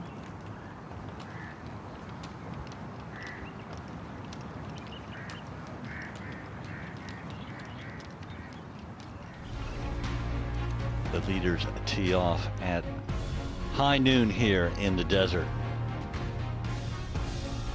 Just under a half hour for Justin Harding and co to tee off in their 3rd round of the Slink Dubai Desert Classic. Fleetwood is underway. He's parred the 1st hole, and that, as we know, is a very good par today. Wallace and Molinari both a couple under par, well into their front 9. Same for Soren Keldsen. Rafa Cabrera Bello, he is off to a good 3rd round. 3 under par, playing the final hole, the par 5 18th. Campillo, Wu, Lowry, and Burmester all 2 under par late in their 3rd round. Not a great start at all for Collin Morikawa, last year's DP World Tour rankings winner. First ever American to do so. Certainly lots of time to turn it around for Morikawa.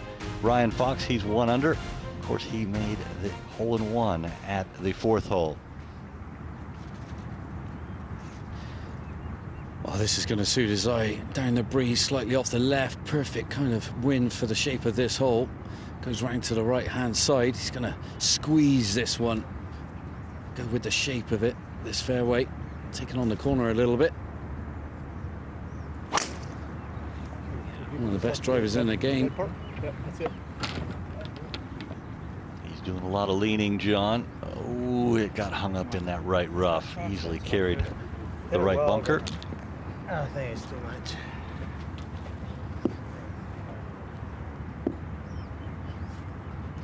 Yeah, it's a strong hole, this one, 485 yards. Yeah, he plays a little bit uphill as well, this tee shot.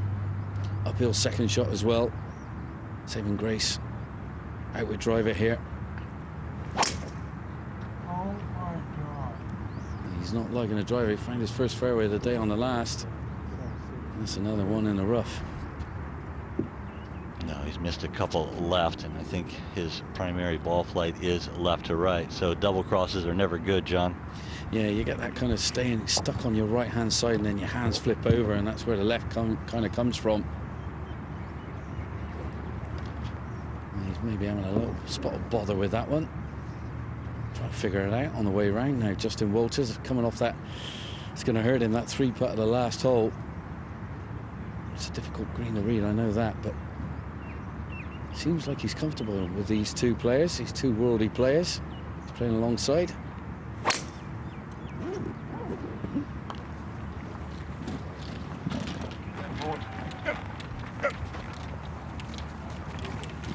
Did go, hit the downslope, nice.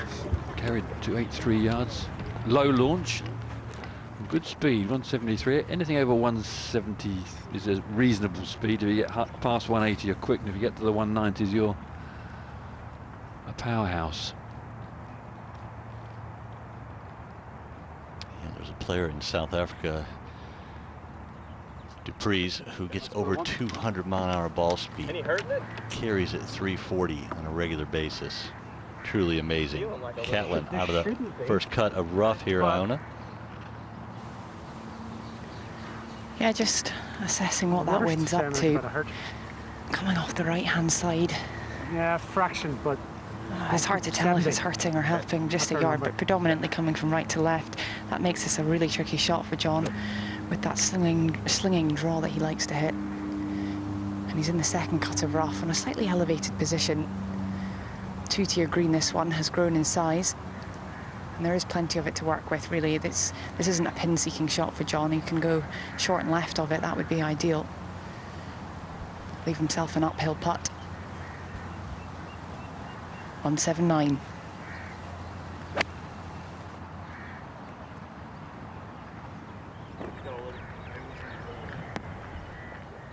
Yeah, good smart play, as Iona thought it should be, over to the left, away from that back right hole location. So a smart play from Catlin from a bad angle.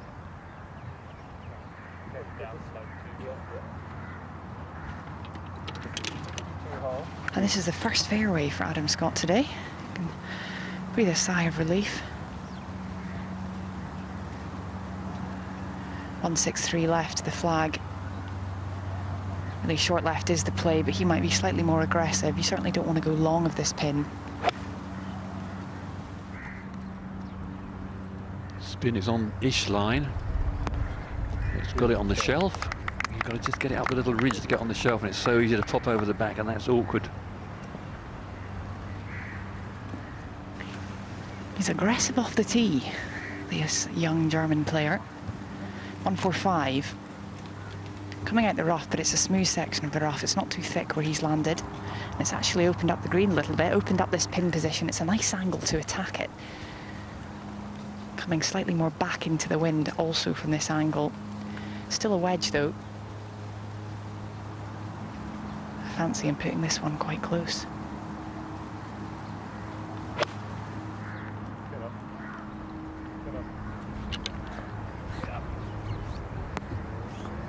Oh man, what a shot. Just got to the top of the rise. Man, this is some player, isn't he? Hasn't put a foot wrong so far. He really is. If you've been paying attention to top flight amateur golf, he is no secret, that's for sure. Last year's winner of the Sir Henry Cotton Rookie of the Year Award, where he finished second at the Dutch Open. This kid can really play. He won back-to-back European amateurs in 2019 and 2020. Every level of golf he's played, he's been a winner. It's not long before he's a winner on the DP World Tour, that's for sure. Such an efficient, simple swing, unrushed. When you're quite tall, It's easy to get a bit willowy and a bit too much leg movement. His is crisp. Looking at Garcia with Glenn Murray. 6th, always gets your attention with this narrow green, John. Oh, it's a horrible green, it really is. Long, slithery green. It's a good old, what was it, 51.5 yards long. My goodness, the pin's on that right-hand side. It's going to be Collin Morikawa to go first. Sergio's got a little bit of mud on the ball, so that's going to cause a bit of havoc for him. But the grass here for Collin Morikawa right against him is sat down. The only way he can really get on this green, he's going to have to go up the left-hand side, but it's a narrow part. It's only probably about 7 yards wide, if that, between the bunker and the rough. That's his only way of being able to get it on the green. I think this is going to be a layup nonetheless. 206 yards in. There we go. Sorry, 216, doing my math wrong.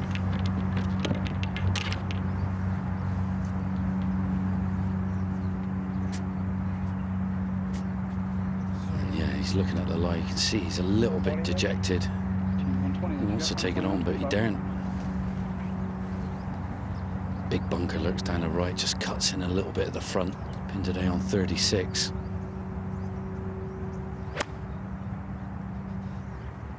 I'm going to take his medicine, chaps. Well, that's really what you have to do when you're out of position. Don't compound one error with another. And he's trying to make a 5, possibly a 4. Garcia now with never a good angle from the right side. No, I just sat down a little bit. 181 yards with a bit of mud on top of the ball. What's it going to do?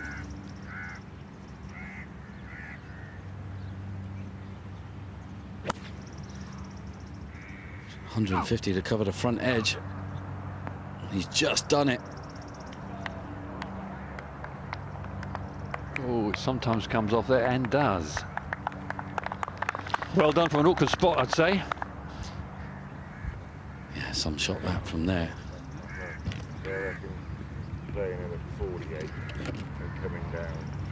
And the only man to find this very thin fairway, Justin Walters, 169 yards. Down the breeze. This green is hard as a coffin nail. Ball will land on it, will scoot on. Need height, need to pitch it a little bit shy of the flag. It's in a horrible location today, close to that bunker on the right.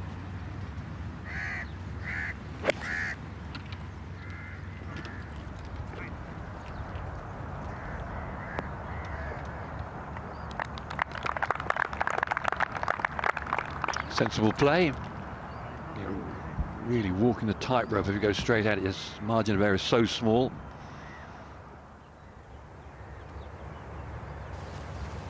Well, John Catlin had a big swinging cut across the green and flagged it up nicely, tapped in for his part, settling things down. And now Adam Scott coming down the hill left to right.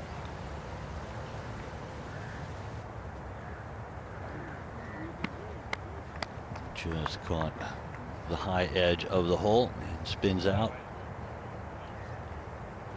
It's interesting what you were saying, Ken, about the difference of practicing with a putter on the putting green and bringing it out under pressure. And I stood and watched Adam Scott putting for a good 20 minutes this morning, and he was holing absolutely everything he looked at with this putter. Didn't matter the length, 5 foot in, 8 foot in, 12 foot, hold it. And you come out here on the golf course and it's a different thing altogether. Great chance here for Schmidt. Down the slope through the shadow makes it tricky, and it will break from left to right.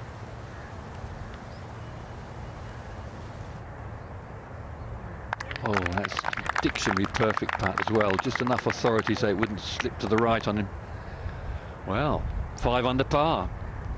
Tiptoeing up the leaderboard is Schmidt. Adam Scott had 24 putts on the first day and 31 yesterday, so his putter was hot then chilly. 109 after laying up, after taking his medicine, trying to cut one in with loads of spin. Great job, look at that. Getting a big thumbs up from Sergio Garcia there. And that's what it's all about, isn't it, John? You ought to play, put it back in play, and try and get it up and down with your wedge. At least give yourself a putt for a par. Yeah, trick of the trade. Trick of the trade. This is his first shot. I think he's hit exactly what he wanted to do today. Just carving it with a little bit of side spin. Had to take a bit of a gamble because he wants to save his par. And sometimes if you just hit a couple of shots in a row, well, I've got it back. It's arrived after a struggling start. It's a pretty exacting golf course to go out there and having to try and fiddle around and find your game or find your timing. It's unrelenting, particularly how it's set up at the moment with the greens firmer than they were in recent years, plus a bit of breeze, tucked flags. They really are. 3s from the edge, 4s from the edge. Most of them are within 12 feet of the edge of the greens. But that's the thing that people at home, you at home, don't understand. These guys, every hole they play, it's a challenging hole location. It might not be right next to the edge of the green like we're seeing 7 out of the 18 today are within 3 yards or 9 feet of the edge of the green, but there's always a challenge over a mound or something like that. The scores that these guys shoot, the setup they're playing, is just mind-boggling how they can shoot the scores they do.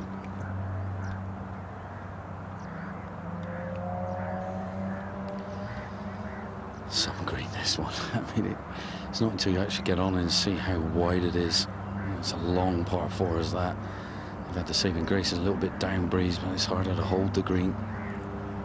Sergio here, just cracking shot from that right rough. Halfway up this green now, down the slope. Might just want to feel a little bit of right to left in this when it gets near the hole. You can see a lot of movement in it in total. Just the first half is fast down the hill of that little knuckle.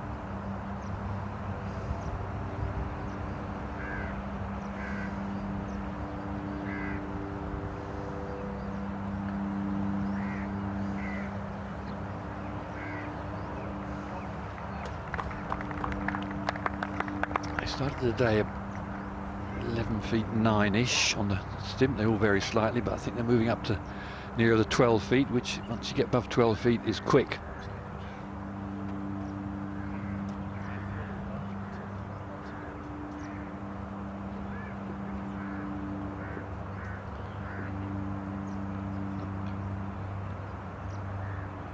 Marking one to the sides. Sergio Garcia looks like he's starting The Sopranos. It's almost like he's polished his beard on, doesn't it? I know, it's a beauty. Might follow suit so you don't feel left out.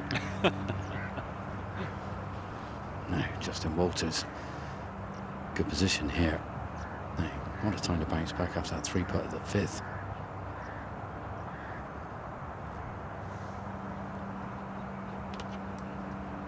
Got to run out. Got to run out, and did run out. Excellent putts. Pretty scarce birdies at the 6 through 9 are tough old holes. I just said the greens they started at 12 feet 8, not 11 feet 8, so they're moving up to 13, which is once you get above 13 feet, you've got to make sure you keep below the hole or have a silky touch. And that has a lot to do with why they took some of the slopes out of these greens here at the Majlis course at Emirate Golf Club. Tee shot for Scott at the 6th.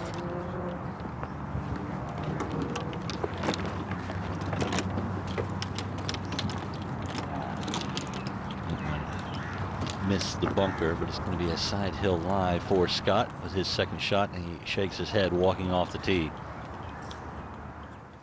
Let's go up to the green. Morikawa for par. Yeah, this will be some par. Not much in this one.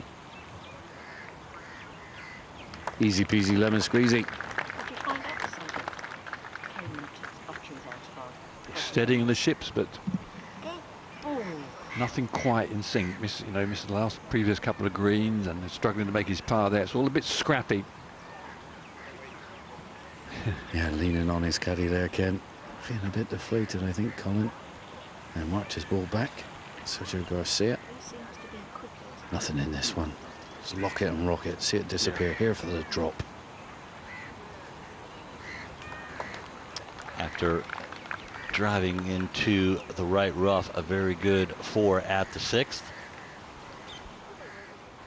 Garcia 1 under par for the day, 4 under in total. That's 7 shots behind the lead of Harding. Let's have a little look back at how Garcia has played so far today. Birdie putt at the second after driving just short of the green and pitching to that point. That followed an opening bogey at the first. And then at the fifth, a very good second shot from the right side of the fairway. Swinging in from left to right, and Garcia holds that one. And he is a formidable opponent when he gets the putter going. Of course, he won here in 2017. It led to a Masters win later on in April. His only major championship of his career to this point. Hatton has 4 gold stars. Who's going to get a gold star this week? You get one for winning Rolex Series event. Justin Harding would dearly love to add his name and add a gold star. 2 for Wiesberger, 2 for Fleetwood, 2 for Westwood. Peters picked up his Rolex Series win last week at the Abu Dhabi HSBC Championship. Lucas Herbert, former winner here at the Slink Dubai Desert Classic. He's 3 under through 8 and 4 under in total. Dean Burmester posted a 69 out early, playing alongside former champion Henrik Stenson. So good stuff from the South African. Ryan Fox had that hole-in-one at the 4th hole. He's 2 under par for the day, playing his final hole. Take a look at the 7th. Wind should be virtually straight into you, playing 168 yards, and this is almost a sucker's pin. You've got to be very careful here, because if you go for the flag and pull it a fraction, you see there's an extra carry on the left and you run back into the water. It's a small area. This area's been developed. It wasn't, that pin position wasn't available until they recreated the greens or re-established them. So that's an interesting flag. Always difficult here picking the club, particularly when it plays into the wind. You're hitting the shot. You don't want it to stall on you. It's a simple par, whack it in the middle of the green 2-putt, but if you go off, chase the flag at all, you better be just right. It's very enticing. The DP World Tour tournament staff has really set the golf course up in a challenging manner. And there you can see Garcia, Morikawa, and Walters. The first of our 2 feature groups. The second, of course, is Adam Scott, John Catlin, and Matty Schmid. I'm Jay Townsend, joined in the box by Ken Brown. Bringing us the action from the golf course is Iona Stevens, and in this group, it's John Morgan. You called it, Ken. Thanks, Jay. 168 yards, and what a horrible pin position. This is short and right now. If you do put it like you said, Ken, you're going to have to carry that little bit extra, and you'll be falling back in towards the water. Anything right, you're short-siding yourself. Thick grass will hold on to the ball and make it very hard to make it up and down. Just waiting on the 4th green to clear. We're on the low tee today, aren't we? On low tee. Yeah, they brought it over onto the right-hand side, closer to that 4th green, and yeah, it's playing that little bit longer now. Can't see much of the green like you can from the other tee box. And the wind, what sort of club do you think it is? It's playing 168. Oh, well, like, you know, to cover your base, I would hit the 7. I mean, it's a perfect number for an 8, but that breeze just slightly into their faces, and you want to be past this flag. You can't be pitching it near. If you slightly push it, you're in a world of trouble, Ken. Middle of the green, take your 2 putts. It's a good 3 here if you make it. A Barry bonus if you make it 2.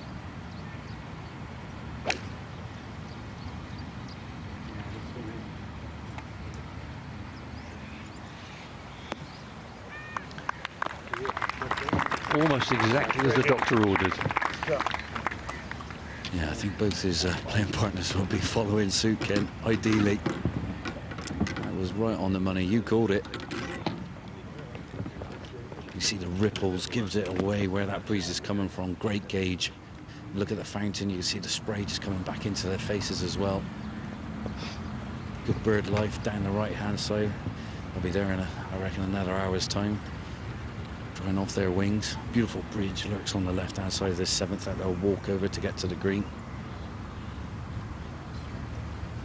And Sergio trying to squeeze one. This one, breeze just getting up a little bit more into his face. Might back off it.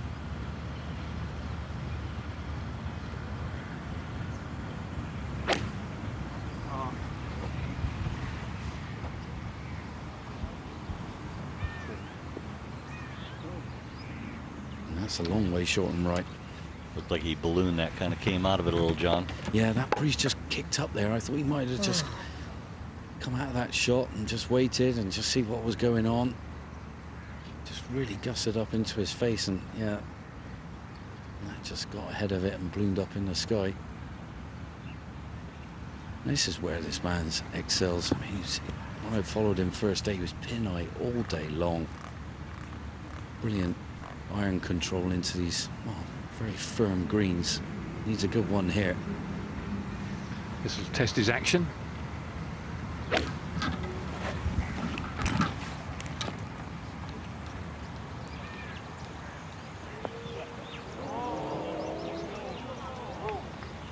that one too comes up short. Maybe not feeling the breeze on the tee, that the ball is having to fight over the water up to the green. Probably didn't go back into the water. I doubt it. Pitched well up the bank.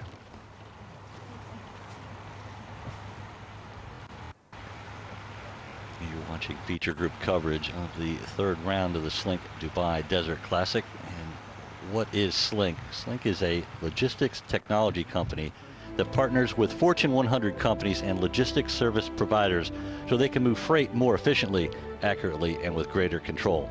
They call it logistics orchestration, and they've orchestrated a great event here. It's a 5-year contract for Slink, elevated the Dubai Desert Classic to Rolex status. And we're all really enjoying this week.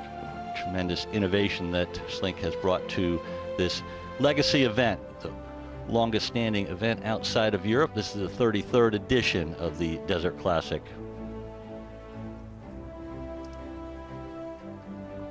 A few good scores being posted early. Cabrera has joined Burmester in the clubhouse with a 69. Tells you how difficult it is, though. 3 under par is a good score today. Pins, breeze, firmer greens.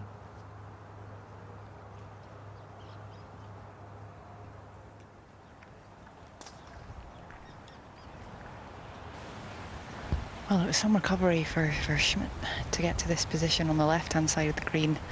Not an easy green, this one, at all. Tough pin position tucked on the right-hand side. The shape of it cuts across the fairway, shaped like a Yeti's footprint.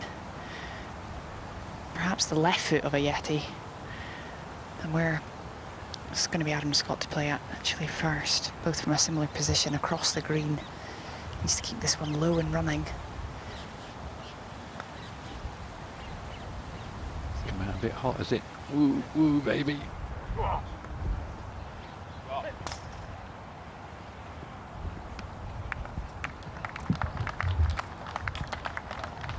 Shut off. So easy to do on these greens. They're so fast. You get a hot kick and whoosh, it's off. So Schmidt can learn from that to keep the grip nice and light and just really pop it forward, get it running. It will get to the hole. A slightly higher ball flight there.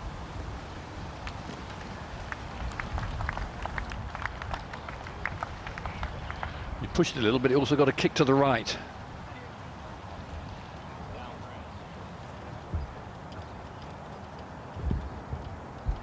.75.80 last week. Mr. Cut in Abu Dhabi. That wasn't his greatest start to the season, but a different man here in Dubai. So Morikawa has been fortuitous, is the word I'd use. What word would you use, John? Yeah, very fortunate. Hanging on for dear life on the bank. Just over the water, just crept over it. Now, you love this man's short game just as much as I do, Ken. He's going to test his skill. Down deep, grass against him. Going to have to float this just about half a yard onto the green. Going for the balloon shot.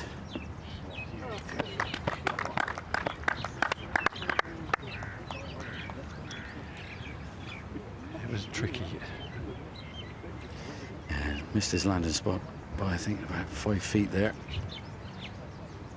Don't want to fluff it, go straight underneath it. He in the bank with a similar kind of style chip. Now, nice lie for Collin Morikawa just over the water. He just bumped this up there, up along the front edge of the green, let it feed out. He'll probably be leaning into the bank a little bit. Get that ball flight going out that little bit lower, get it on the dance floor. Decent lie, John. Yeah, nice lie, Ken. Really is. He's got no qualms here as it's rolled back into the thing. It's kind of folded the grass and just sat up on top of it. Lovely. You could play this many ways. I think you might fancy this, really.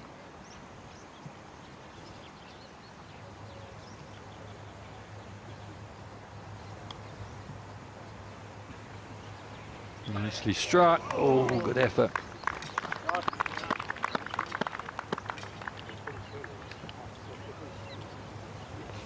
It's been a bit of an adventure so far today. He's reached a course that normally doesn't reach. Reached areas that he's never seen before, but he's hanging in.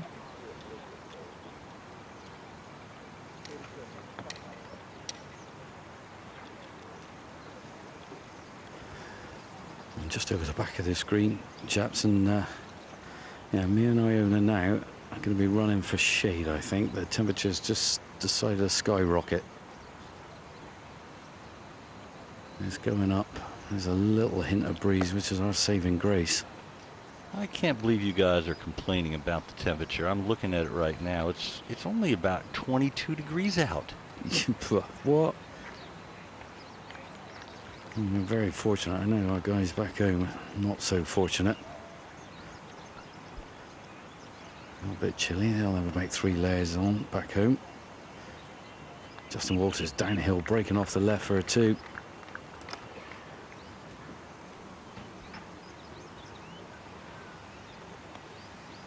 Par's your friend, really, on 6, 7, 8, and 9 today.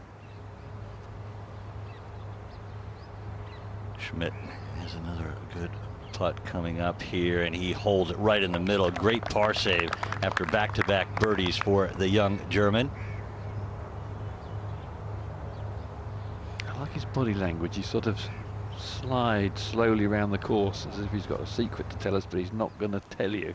I think the secret with Schmidt is he's good. Let's go up to 7 and Garcia. Yeah, gone a bit further past than he would like for Sergio Garcia. Had a nice little free read off of Justin Walters, though. He's just going to move a little bit towards the water on his right-hand side. Down the hill.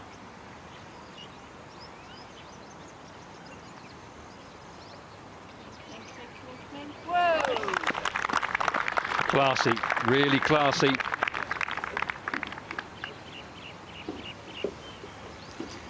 Yeah, top notch up and down that one, Ken.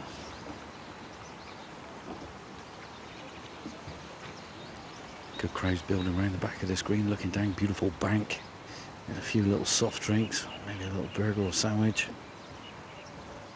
Give yourself some fuel for the rest of the round. Iona very kindly left us in some delicious shortbread. Just like to tell you that. Yeah, don't eat them all. Chocolate shortbreads. What do you mean eat them all? Well, I want Were we one, supposed to leave some for you? Yeah, come on. Brownie's eaten all. I only had one. Oh, okay. They were lovely and sweet. I don't suppose you'd have enjoyed them, John. Thanks, Ken. Love you too. We'll meet you for an ice cream after. Walters for par.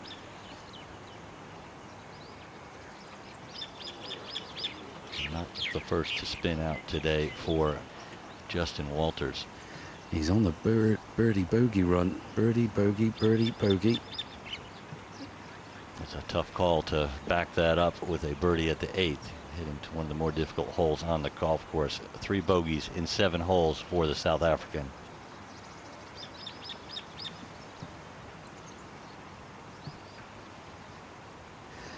It's a little knee knocker. Might just move to his right. Down the hill. He bashes them in as well. He's got to get it just right. Doesn't feed him in very often. Well done. That was just right. Cool as a cucumber. 2 holes in a row. Good par putts for Morikawa after that very poor start. Back-to-back bogeys to start his 3rd round. Golf course is proving to be very difficult. Everyone is always on the Rory McIlroy watch. He's birdied his opening hole of the 3rd round of the Slink Dubai Desert Classic. McIlroy joins Eric Van Rooyen 3 shots behind the leader, Justin Harding, who is on the course playing his first hole in anger in this 3rd round. Who will hold on It's going to be a tough and challenging day. The wind kicked up pretty early. Typically at this time of the day, someone has come to the field, shot 6 or 7 under par, posted it. Not the case today. The golf course really set up tough. 7T and Schmid. Back into the wind. 168 from a lower tee position, so you can't quite see the green. It looks very shallow from where they're hitting, but there is a lot of room behind this flag. Such an unrushed looking swing, Ken.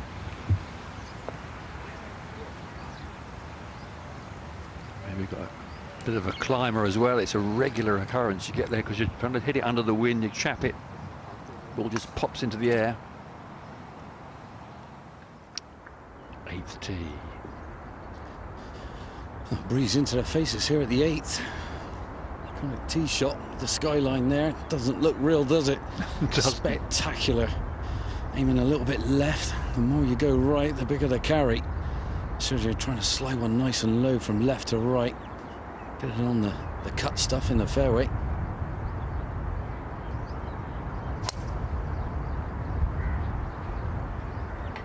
Nice low trajectory and whoa.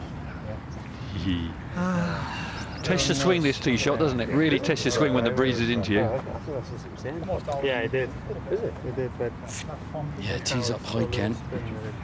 It just dips down and then rises back up to probably the highest point on the golf course, where it's most exposed to the breezy conditions, this green.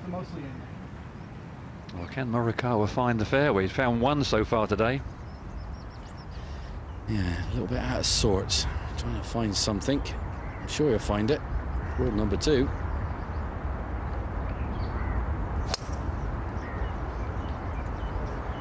There we go.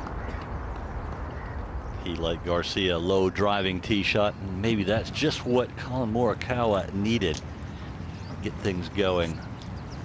Well timed. One of the more difficult tee shots on the course. Yeah, if you play for a low shot, you get your weight forward and get on top of the shot. You know, he's been hanging back a little bit, and that's why the flip and going left. So I think that's probably worked well for him. Justin Walters coming off a 3-putt. There's some bit of anger in this one, I think. This one going right. Got my eyes on it. Ball speed of 172. That was a pretty brave line for an average ball speed. As Ken Brown said earlier, about 170 is kind of the average for tour players.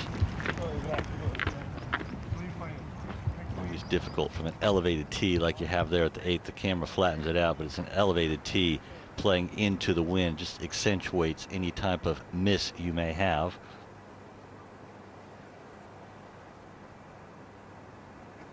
The Majlis, the halfway house, well, it's not halfway, where you can get a drink and pay your respects to somebody.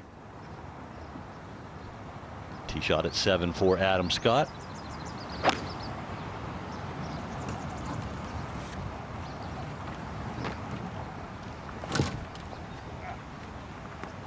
He too short sides himself over to the right. At least he's pitching into the breeze.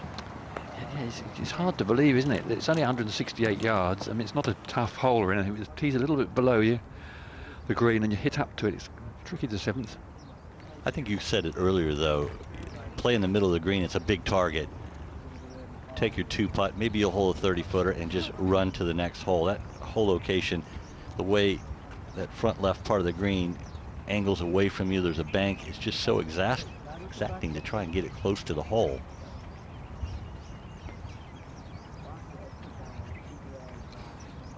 Long walk through the desert, downhill from the 8th tee, and then once you reach the grass, it's a gentle climb to where the tee shots are, and then a pretty good climb up to the green. As John Morgan said, the green here at 8, the highest point on the golf course. 8, extremely difficult hole, and has been throughout the history of this event. Playing the 6th most difficult hole this week. Over par average, 4.15. Relatively easy pin today, and not necessarily to get close to, but it's at the back of the green, so if you do find the rough, you've got a bit of landing area. You can run the ball up to the hole.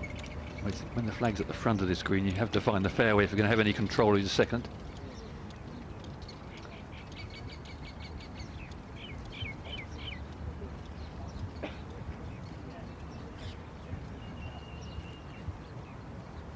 Morikawa hit his second fairway of the day, and not only hit the fairway right in the middle of the fairway, and sometimes, Ken, it just takes one shot and things click, especially for a player of his caliber. Absolutely, yeah. He hit a nice little pitch into the 6th, which sort of leveled the ship a bit, and that was a beautiful tee shot, because that can find you out the tee shot at 8. Schmid next. Just taking a pew here on the bank to the right of the 7th green. Not easy for Schmidt. Well played from the caller. Just runs by about 5 feet. That will test the youngster's nerves. Doesn't seem to have any. You always have nerves, but some people just hide it better than others. 2 perfect tee shots. Justin Walters avoids. There's a little bit of scrubby bush that he sneaks round, and it could be just about okay. Depends on his lie. Yeah, Justin Walters' ball there, ball well above his stance in the sandy bit, and yeah, might have a bit of leg action like Michael Flatley if he's not careful. Okay, you've got me. Who's Michael Flatley? River Dance. Is his lie okay? Is it just Yeah, up? it's not bad actually. I think he's giving the heads up to Collin Morikawa. He's sitting pretty in the fairway. Pretty much quartering, like a little less than quartering. 11 o'clock. I got him 173 into the breeze, uphill, at least playing 190, I think. 12, you remember that? Yeah. There's more hit, like more like a punch shot, let it chase up there. Like a 6? Yeah. Okay. I like it. Club up, hit it easy, bring the ball flight down, cut it through the wind. You want to pitch it a good, like 15, 20 feet on there. It will feed towards the back portion of this green. Don't want to be going long, short-siding yourself, though.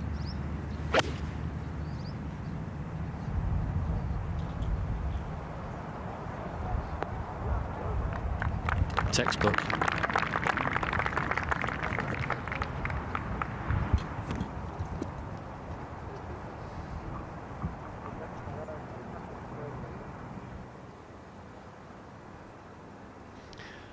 Delicate green running away from you, and that was very delicate. Came down so softly. Must have had the perfect contact.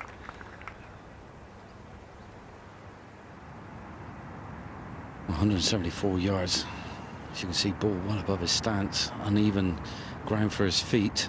Got to keep him quiet. Bit of tree trouble in his way. Trying to cut it, not easy with the ball above your stance, and try and get the distance.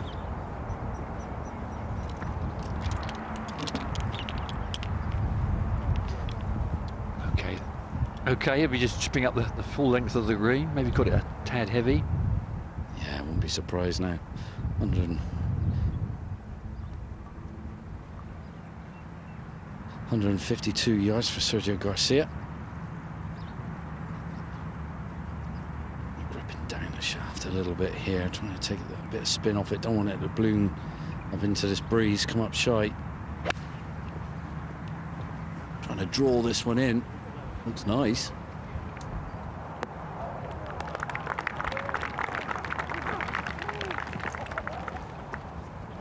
Okay.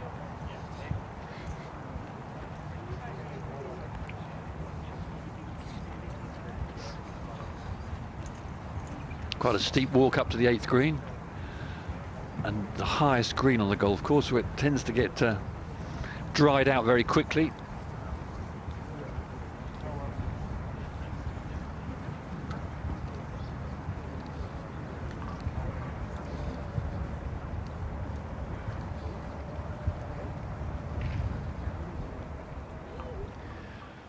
Ooh, this is a slick, tricky, uninviting putt. Right into the heart of the cup. Didn't move anything. Head absolutely still. Same rhythm to his stroke. Scary. This will be the first look for many of you around the world at Matty Schmid, and I want to tell you what, This might be the first time you see him. It won't be the last. This guy right here, I think, is a certain Ryder Cup future star. He has it all. Harding is on the first hole. McIlroy has parred the first hole, or birdied the first hole, parred the second. Joachim B. Hansen, he too, 1 under through 2 holes. It is going to be a real shootout, and the pressure will be on Justin Harding trying to win for the 3rd time. If he does, it's a Rolex Series win here at the Slink Dubai Desert Classic. No one is going super low. Jordan Smith alongside Matty Schmidt, a couple under par. And a very challenging Magulus course at the Emirates Golf Club. Of course, they have 36 holes. The other is the Faldo course. Get an idea right here, John. We're looking from behind. You can't see anything of the green, this uphill shot. Yeah, he's 20 yards short of this green. Ball's going to get a nice little cushion off the breeze that's into his face, help him get some grab. Once it lands, generate some spin. Pin's right at the back of the green.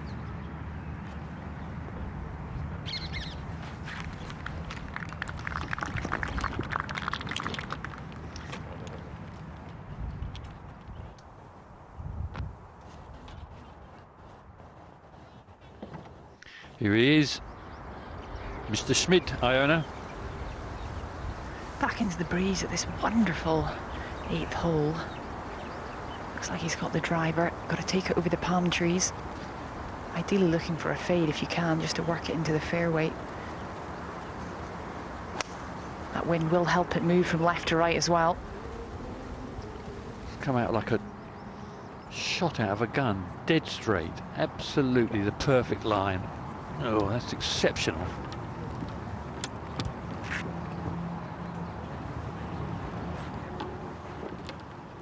A good look at where Garcia and Morikawa are placed on the 8th green. Garcia might have a quick one coming from behind the flag.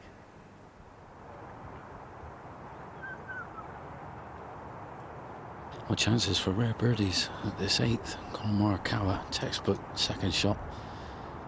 Just past halfway in the middle of this putting surface now.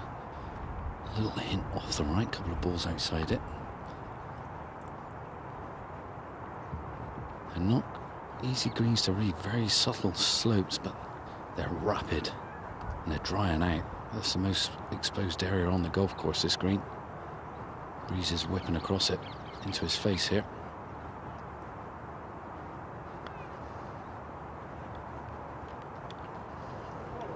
And he's got it right into the heart of the hole. We'll see the relief. At last, something's happened.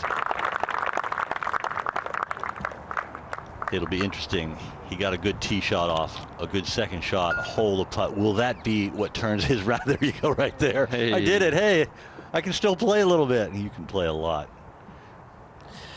Sing hallelujah. Sweet off the face, that nutty sound. And always looked pretty good, right into the heart of the cup. He's held some nice par putts today from that sort of 3, 4, 5 foot range to keep himself in the game. We put him from the fringe here. Sergio Garcia is what he's going to do in that first foot. He's going to jump on him. Rapid putt this.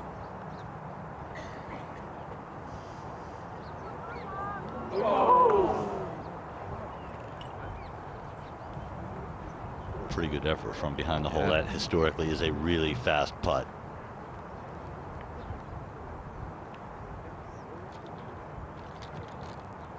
Morikawa kind of stole one. The 8th hole playing the easiest today compared to the first 2 rounds.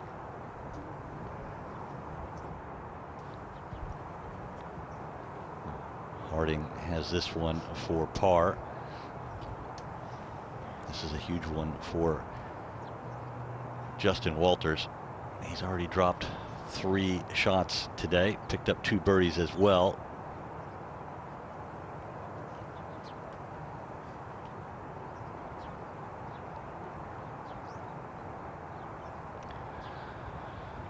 Well, there's 2 drop strokes of 3 putts, and you know they're awful. They're like having golfers with a verruca. It really is painful.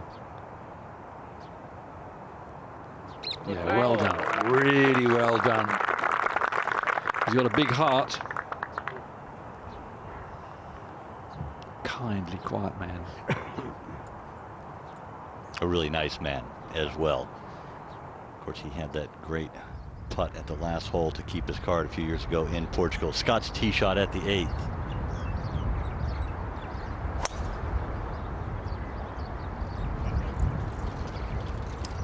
He makes it look so easy, Ken. Yeah, that's a joy to watch. It's the rhythm, it's the ease of it all, the simplicity as well. I only said yesterday how he works on his setup, and that's so critical. Ooh, a couple of herons look like they've just had a bite to eat and polishing their bibs. They're called preening for birds. Preening, yeah. Unbelievable here. When we first came here, there wasn't a bird in sight. There was nothing in sight, really. A few scrubby trees, and they were very small. Bringing the water into the greenery. This is a sort of stop for the migrating birds. They're either heading north or heading south.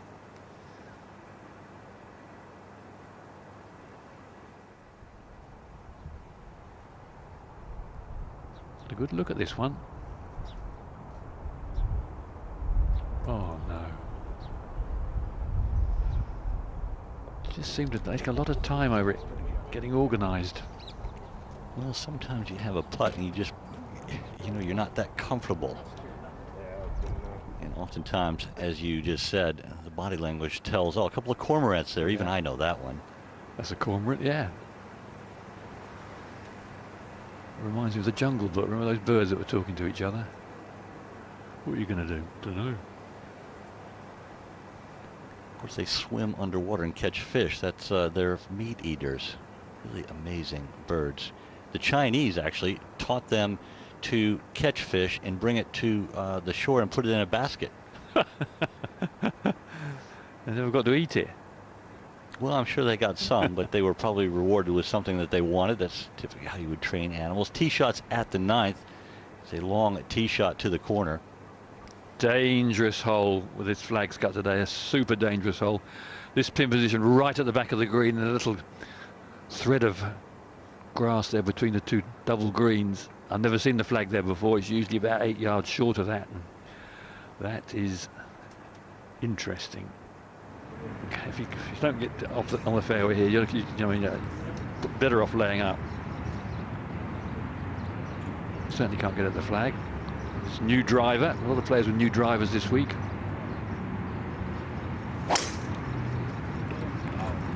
Stand it up, Wayne. Come on. Hold it back. Yeah, good one. Perfect. Back-to-back drives in the fairway for Morikawa. Maybe he's found something. Maybe he's going to make a run here in his last 11 holes of this 3rd round. I think you were spot on. That was, those 2 tee shots were like you expect from Morikawa. Flushed.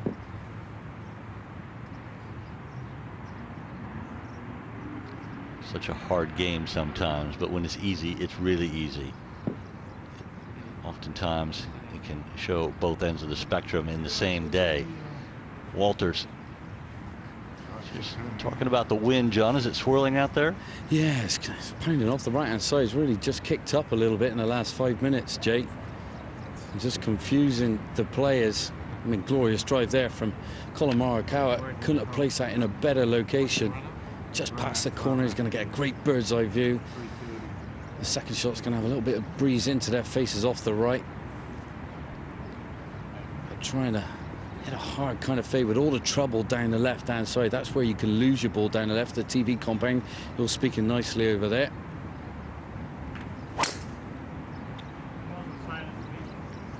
This one hogging down the left. Looks okay, though. Soft. You certainly won't want that one again either.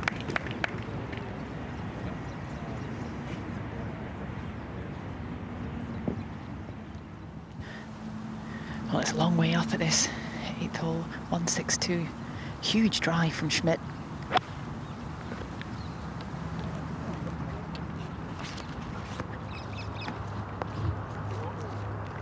Beautiful trappy type shot playing into that back left hole location, Ken. He seems to have all the shots.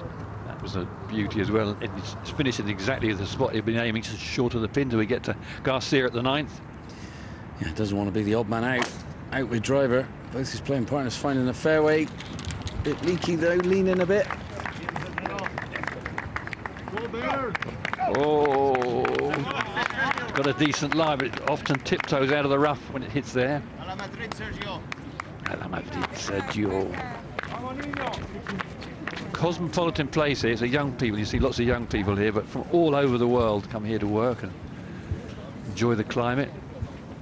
It really is an amazing atmosphere, an amazing expatriate community here, as you're alluding to, and have a great life, fantastic lifestyle here with golf. There's John Morgan with the pink nose there. John didn't have the pink shirt, but he's got the pink nose working.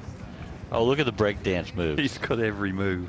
He's pretty light on his feet for such a big guy. Yeah. And he loves it. He's the kindest, nicest man you're ever going to meet. We don't want to tell him that, though. Good stuff. Just getting the look at Sergio's lie over there in the right rough. And he played on the PGA Tour for 3 or 4 years, and it was sort of injury come, not been quite right. He just you know, didn't get any further, but he was proper player. I know you guys played a few holes the other night. Iona joined you. Well, yeah, I know that was embarrassing. He must have hit it 100 yards past me off every tee. Well, she's very athletic. You know, she's very adept at throwing things. She can throw the javelin and a golf ball. I guarantee she can throw a golf ball than any of the three of us probably combined. Making me blush out here. It's all truth, though. You can't refute that, can you, Iona? That's true. I could launch it quite far until my wrist got a little bit gammy, but it was lovely to join Ken and Johnny the other night for a twilight 9. What a treat that was. I felt like a very lucky girl. And I've got to say, you can forget the follow the yellow brick road. It's follow the very red pink nose, because John's leaving his mark. Everywhere I go, John, I'm seeing pink noses. He's obviously going around with his pink stick, just picking out targets in the crowd, camera crew. He's getting them all in the mood for this Pink Saturday, raising awareness for breast cancer. So it's all for a good cause. John Catlin, all 3 players on the green here. John Catlin just hanging on the edge. He's on the collar between the fringe. It's a very long putt, this one. All about pace. It will break from right to left predominantly up the slope.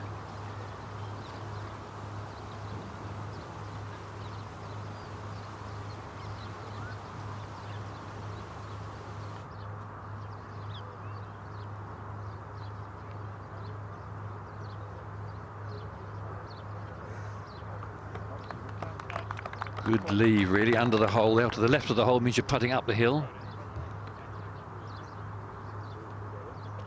Not someone who can power the course away, but has to use his finesse and skills.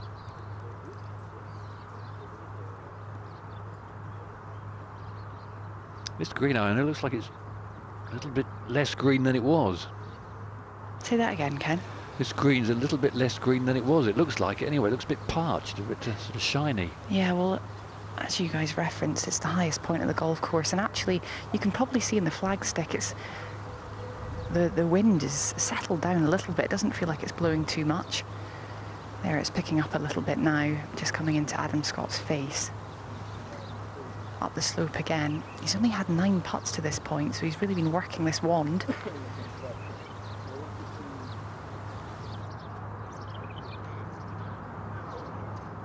And just to put things in perspective, he's played 7 holes. Typically you would have 14 putts, so 5 under, even 2s. Scott going along nicely. That is the lie of Sergio Garcia in the right rough. John, what type of shot will this let him play?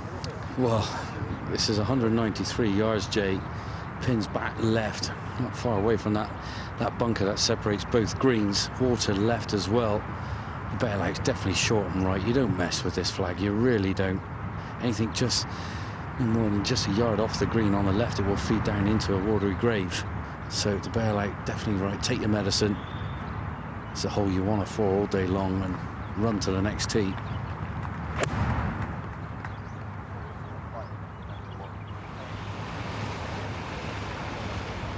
Beautiful shot, exactly as John suggested. Doesn't want to go any further, otherwise he's got a tricky one. Just about okay. Hardest hole, averaging 4.62 birdies. Number 9.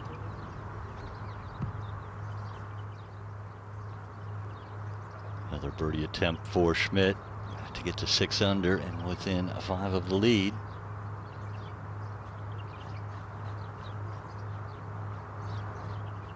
Stays above ground. Back to 9 fairway and Walters. Yeah, 182 and just backing off it. Don't look at this flag, Justin. You don't want it. Right between the flag and where Sergio's ball is. That's a brave line, even if you take it on that. It's a good 15 feet right of it.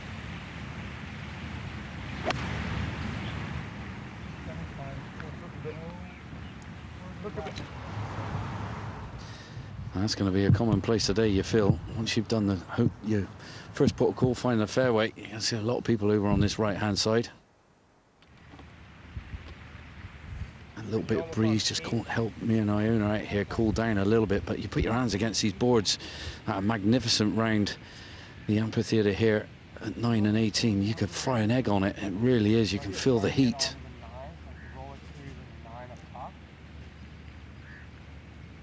Massive tee shot, 324 yards. Landed 73, yeah? Yep. And he says 173. Let's see how much he's got. Now, can he get on a birdie charge? He looks to be aiming straight at it. Might just find something, Ken. You never know. Go. Oh, over by the skin of its teeth there, Ken. Yeah, dancing with the angels. Good one. A couple of years ago, that slope was so steep that very well could have gone in the water. That whole location really is only there because they widened the greens out. This green was enlarged to its original size, 30% larger than it was last year. That's a tiger pin there. Never gone anywhere near there before. Makes for an adventure. You've got to love the way Morikawa plays. He just goes after everything. Different man, isn't he? Striped a nice. The second shot to the third shot rather, when he pitched and he played a little dancing one, and the tee shot 8 and 9 were smokers. A player of that quality, you think they just get the feel of one, and then they can repeat it. It just took him a little while this morning to really get into things. It's just past 12:30 local time here in Dubai. It's now afternoon. These guys teed off at 17 past 10 this morning. Teed off with high hopes, trying to make inroads against the leaders.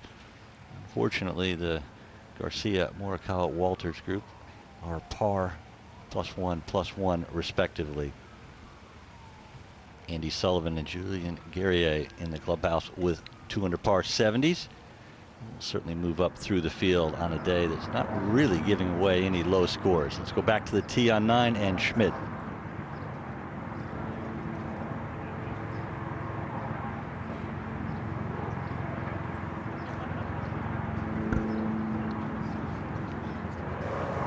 To the 9th tee. Looks a bit like a runway when you look from where Schmidt is standing right now. Dog legs round to the right. You really want to aim down at the palm tree left of this big blue sign.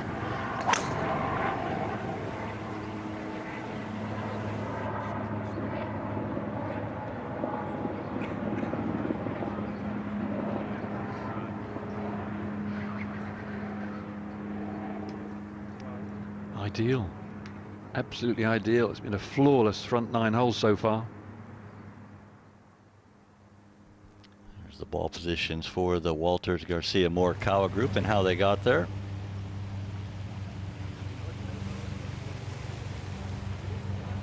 Walters will be first to putt, and he'll probably have a more straightforward putt than what Garcia is, nearly half the distance of Walters. There is the double green. Over to the right is 18 green. Final hole, the final par 5 that's given us so many iconic moments over the 33-year history of the Slink Dubai Desert Classic.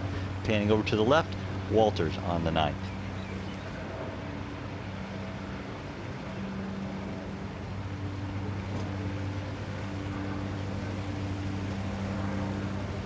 Sit down, sit down. Good effort from that sort of range, but he's already had a couple of 3 putts. If he's standing over that one, please, please, not another one, please.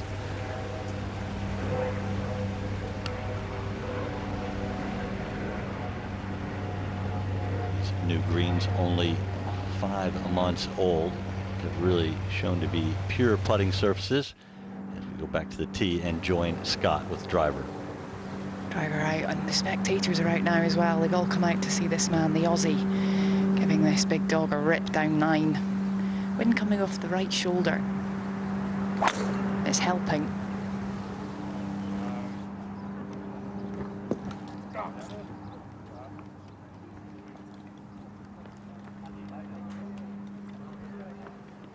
And that one is either in the bunker or right of the bunker from the looks of it. So Scott will have a challenge with his second shot at the 9th, as does Sergio with this birdie putt. Yeah, well, you alluded to it, Jay. I'm coming over a little knuckle. It's going to break hard off the right. It's going to be pretty rapid with about 15 feet to go. Aiming towards the edge of the green.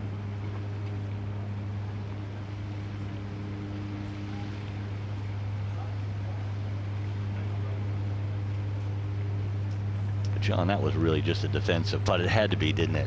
Yeah, it was a very nervy one. It could easily have ran that 4 or 5 feet pass if you're not concentrating hard enough, and oh, you wouldn't want to leave yourself one of those. I just had someone come up to me and said I look like Adamant. Prince Charming. Well, definitely Prince Charming. You're a bit too big for an Adamant. Well, yeah, definitely. Don't have his hairdo either. That's long gone. 35 for Sergio Garcia on the front 9. Level par, 35-37 this course. Who's going to go next? They seem to be waiting for the people on the 18th. It's a beautiful double green here, though, Ken. I mean, they're just looking over it.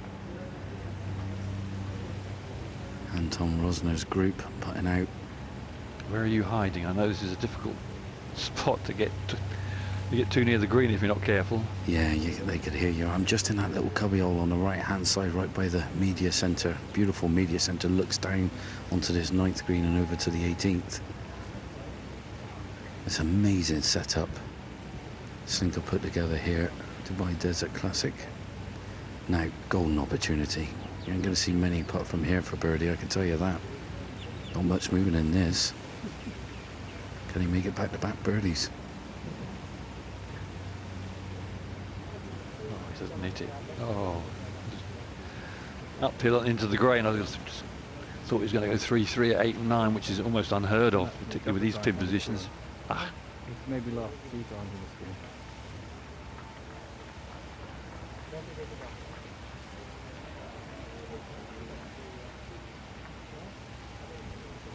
When you have a makeable putt uphill like that, can you leave it so far short? I mean, what are you thinking as a player?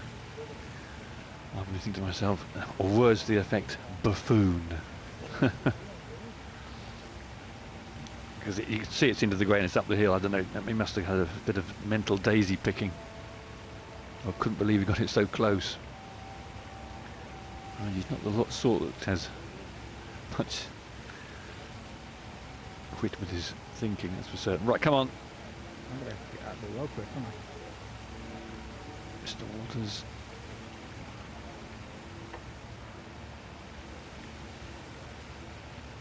And 3 putts again for Justin Walters. In spite of 2 birdies on the front 9, he's going to go to the turn in 2 over par, 37. Good news is he's heading to a 9 that has 3 par 5s. He has plenty of length off the tee. Disappointing start to the third round. Maybe it's a long walk to 10, just a little mental reset. Absolutely, yeah.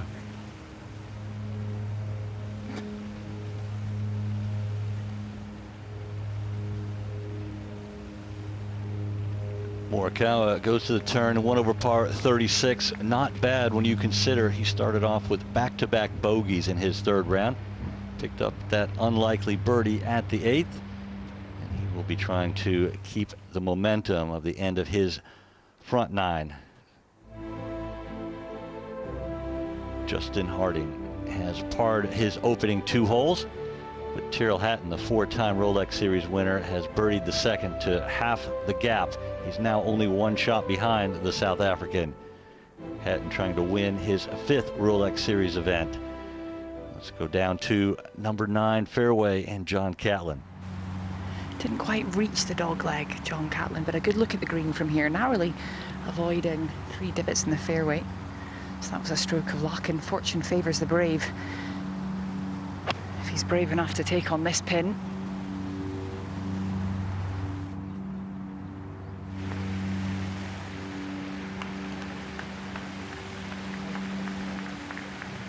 Marvellous shot from way back there, really aggressive, excellent play. Probably one of the first pin positions today that really suited the shape of John Catlin. He could work that in from right to left. Good birdie opportunity coming up for him. Now 177 out of the fairway bunker for Adam Scott. He's in the front portion of this bunker. It's 131 to the front of the green from the front of the bunker. Just really needs to get a nice clean strike up and over the lip. Shouldn't be a problem for a player of his class. Keeping it to the right hand side of this pin is definitely the safe option, and you have to be careful of that fairway, of that greenside bunker. It's lingering at the back there. Not a good quality shot, going at the deepest part of the green, away from the water. Just look at where this drive's ended up. I know, it's amazing, isn't it? So impressive. It's not a player that I've been able to see in the flesh before, and it has been very solid, leaving himself with more or less a flick on. He's a strapping lad, tall and strong, and looks very stable over the ball. Is he going to aim? Oh man, this is ridiculous. Ridiculous, wow. Yeah. That shows his intent right there. I mean, clearly he had a short iron in his hand than what we've seen from any other players, no more than a 9 iron. But to take dead aim at a hole location like that is just amazing. Let's have a look at where the back 9 is, primarily on the inside portion of this piece of land that is the Imagulus course at the Emirates Golf Club. And there is the 10th.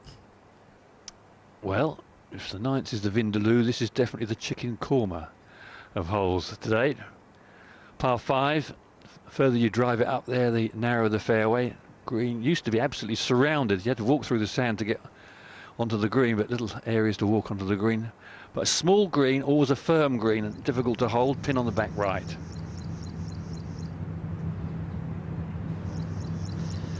And they're all going to step on this one, Ken. Collin Morikawa hanging on. Is it another one going left? It is. It was, yes.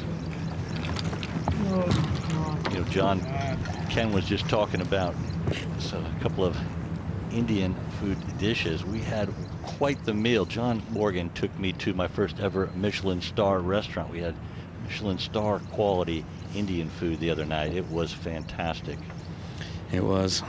Remortgaged the house though. We did, but you know, it was good company anyway. It was beautiful. It was beautiful. Yeah, the chicken korma, back 9s. This is, like you made reference to, Ken, as you see Sergio now trying to thunderbolt this one, try and make mincemeat of this par 5 10th, 549 yards, slightly down the breeze it's playing.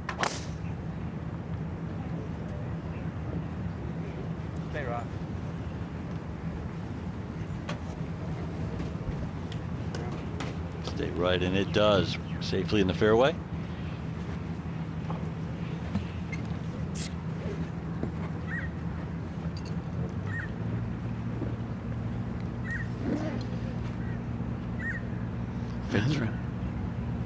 Go on, Ken. I'm just going to say we can just see the big fence around the old Top Golf.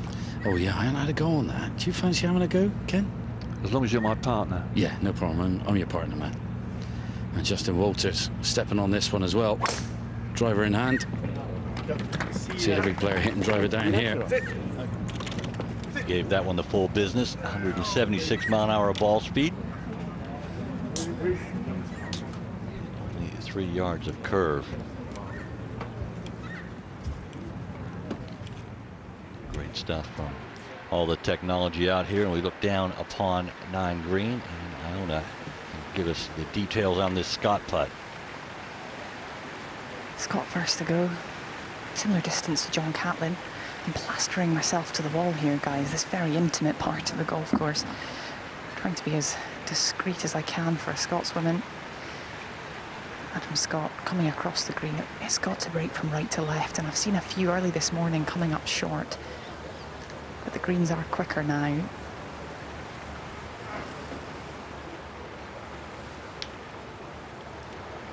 Do not just glide off there. I'm enjoying this Sarah Midler shortbread. Truly handmade, intensely chocolatey shortbread fingers. They're delicious, Iona. Thank you. Very welcome, Ken. All the way from Scotland. It was Burns week, or Burns Day rather, this week. So I thought I'd bring a Scottish twang to the commentary box. Yeah, those might be the best shortbreads I've ever seen. And I've tested a few. You've not tasted mine, Jay, yet. That's yet to come. Oh, well, now you have our attention. 2022. I'll make sure that happens. We are saving John Morgan one in here for when he gets finished. He'll need it after walking around in the heat. Quite right. Up the slope then for John Catlin. It's really not an easy green, not an easy pin position.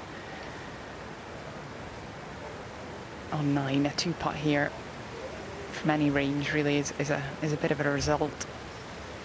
And I don't think we'll see many players ending up where Matty Schmidt is, left of the flag, where it bottlenecks in this double green. That's the sign of a very confident golfer. Won the European Amateur twice. Low amateur at Royal St George's. And as you referenced earlier in the show, a very experienced man on the bag. Sponge.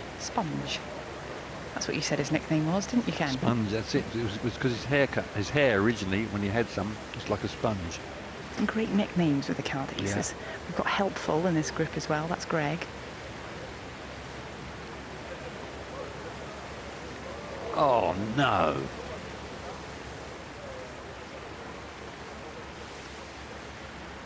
Fabulous putt, just barely missing on the high side. I don't know how that tiptoed past the cup. I really don't at that pace. Grain going towards the water. Beautiful opening 9 to his 3rd round. 2 under par 33, bogey free. And with his length off the tee, 3 par 5s to come in the back 9, he will just be raring to go. Although it doesn't look like he gets out of neutral very often as far as his emotions.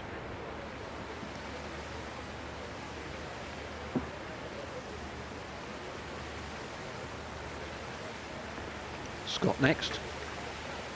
Well, we saw this breaking, diving from right to left, so it's got to move the same way further around the clock, more towards 8 o'clock on the clock face, but it's got to move a little from right to left. Well hold for Adam Scott. 1 birdie, 1 bogey. That bogey came at the opening hole. Goes to the back 9. Even par for the day, 3 under for the tournament. He does have some wacky looking putters, isn't he? I'm fine with changing putters in the middle of a tournament. We've all done it, but to change putting styles, I mean, that's just amazing, and he's done it very well. Had a good front 9 putting. Can Catlin follow suit and hold this one for par?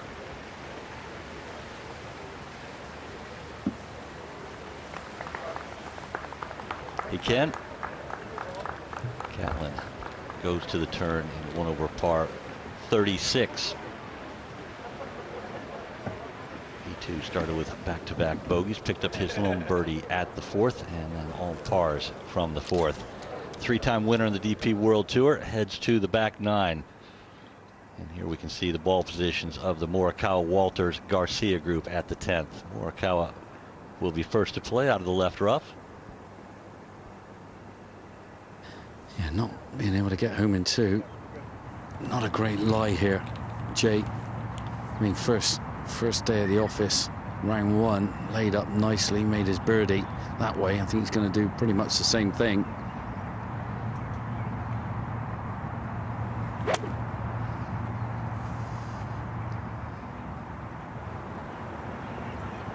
The thing about a par 5, if you miss a fairway on a par 5, you can get it back in play and still have a chance to make a birdie.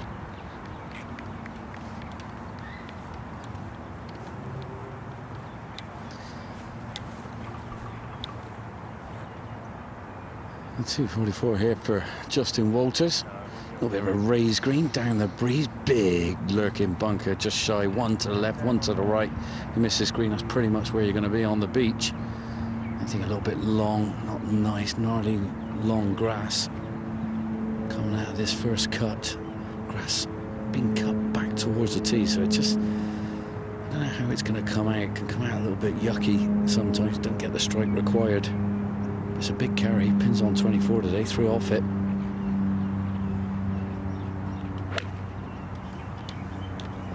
Got a good strike on it, lots of height. Needs to carry it.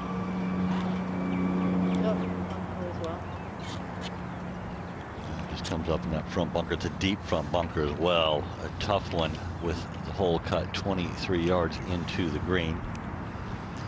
Yeah, you need to take it to the moon and back with the ball flight on this one. Sergio Garcia working himself up, try and execute a perler here. 238 yards out, just on the edge of the fairway.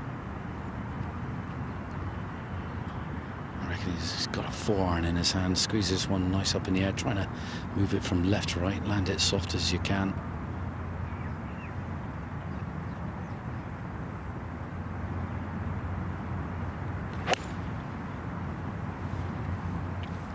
This is coming down with snow on it. And nicely done. Gets it to land very softly.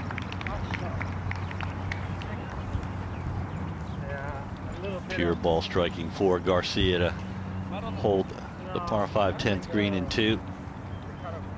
Tabletop green, not an easy one. Bunker in front, can't run it on. Tyrrell Hatton, when he gets in front, he's hard to beat. He has joined the lead of Justin Harding on the strength of birdies at 2 and 3. The 4-time Rolex Series winner has tied Justin Harding in only 3 holes of this 3rd round of the Slink Dubai Desert Classic. Biesberger going along well, 3 under par through 7. Westwood, both multiple Rolex Series winners. He's 2 under par through 5 holes, but they're 3 behind the co-leaders. Tyrrell Hatton showed signs of great play last week, played the final hole at the Yaz Links very poorly. I think he's figured things out.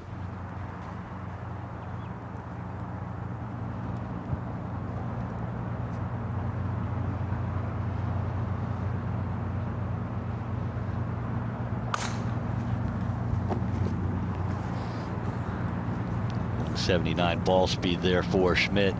See the power that he has, but he's lost that one to the right. If he's has a good lie, he can still have a go at that green. Yeah, 307 yards carry, so he's a long way down there. Yeah, it's fine over there if you get a good lie. Sponge, we've been talking about.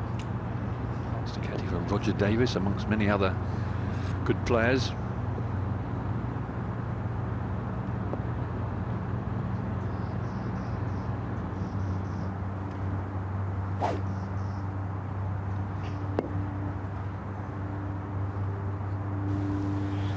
We make the turn, grab a quick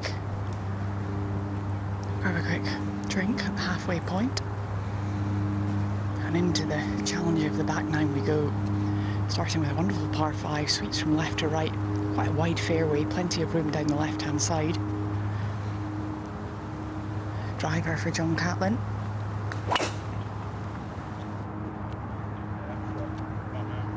Strength of his game.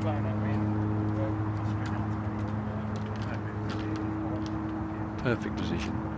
Three-time winner on the DP World Tour. Of course, he won that just marathon playoff at the Australian Golf Open last year.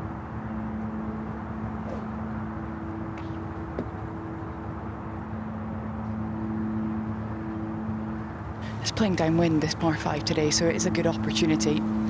We've only seen it first thing in the morning so far as part of our feature group coverage. Placed differently in the afternoon, it's all dried out, the fairway's faster.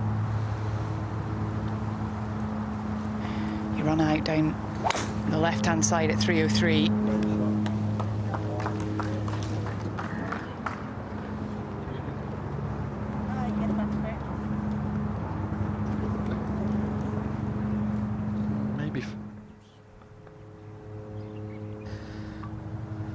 Collin Morikawa and a few practice swings there, getting a good feel for this shot, just shy of the bunker. Loads of green to work with, trying to nip one in there with most lofted club in the bag.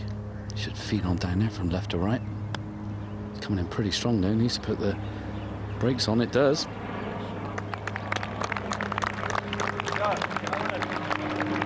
Very nicely done. Steeply down on it, sort of hitting it a little higher, then getting it to grip in.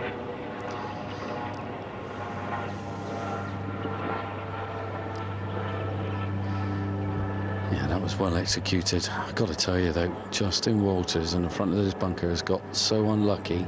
It rolled in and it's just stayed on the bank. How it's done that, I'll never know. Big steep face. I mean, it's, oh my goodness, nearly come back to him. Nearly hit him under the chin, I reckon.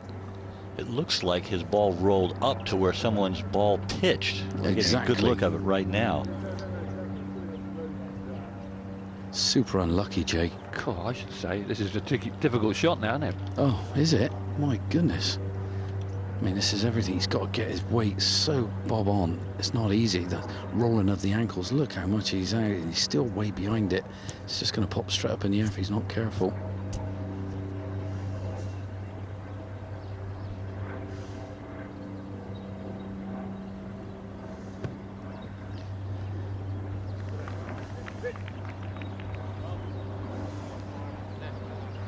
Pretty good effort. Now, John is still holding back the story about Sergio Garcia and what he told him about bunker play. Yeah, you want me to tell it, Jay? Let's hear it. Well, it was a masterclass from Sergio from start to finish, actually.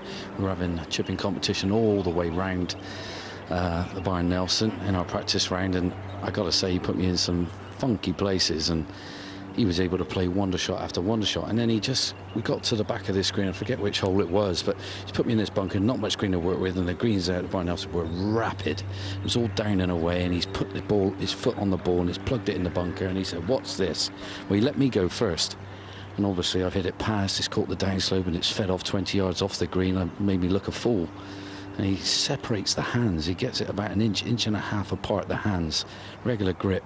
And he says you can cock the wrist a little bit quicker on this one. Just watch this. Sergio Sevi Ballesteros taught me this, and he just jumps down on the back of it. And this ball, you could see the logo on the ball still in the air as it was up in the air, and it just landed like a butterfly with sore feet and went nowhere. It was magical to about a foot, and I've used it ever since, and it does work. Wow, that is really a cool one. Eagle putt for Garcia, your teacher. Yeah, this will be a big bonus. It's tracking.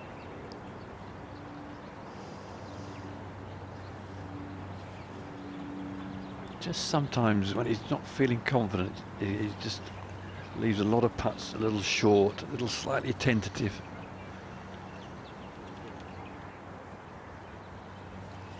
Long way to go yet, Sergio. Yeah, the face of the club was pretty square when he showed me this plug lie as well. It was amazing. I had it kind of middle to back in the stance and just chopped really down on it and nearly recoiled the club back a little bit, and this ball just came up so vertical out of a plug lie in a bunker. It was mesmerizing. I think a bunch of us are going to be trying that out later on this afternoon. Yeah, there's a few little tricks all these top pros have got up their sleeves, and you grab them. Now, this will be some up and down if you can roll this one in. That's being very unfortunate. Up over a little brow of the hill.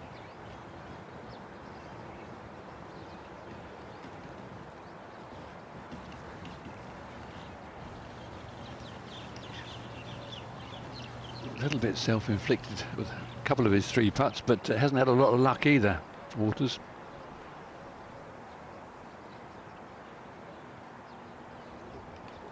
Morikawa was forced to lay up in the first round and then pitched close and made a birdie. Can he do it in the third round? Yeah, some great execution. He was really practicing hard. Loads of practice. He was trying to feel the speed through the shot to get the great connection and get the spin required. Nothing in this one, Jake. Can do this with his eyes shut, I feel. And with that birdie at 10, Morikawa climbs back to even for the day, right where he started, 3 under par for the tournament.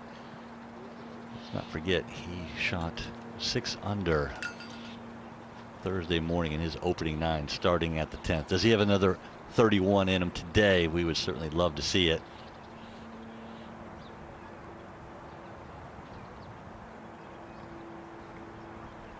You just get the feeling this is a really important putt for Justin Walters.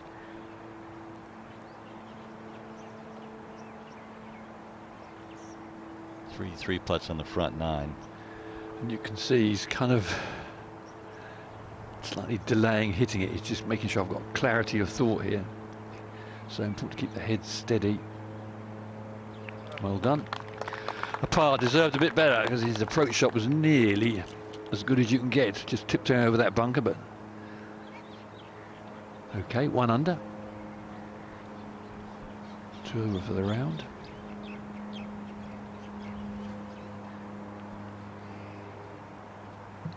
Garcia did all the hard work with the first 2 shots, now to pay off the birdie putt.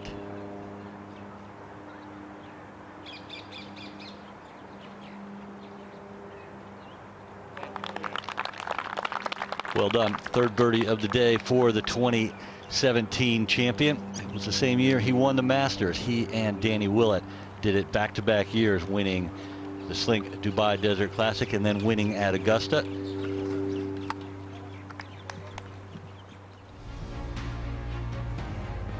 How things stand. Justin Harding not off to a bad start. Had a 2-shot lead to start this 3rd round, the Slink Dubai Desert Classic, but he's been joined by Tyrrell Hatton. No one has won more Rolex Series events than Hatton, and he is making his presence known. 2 under through 4.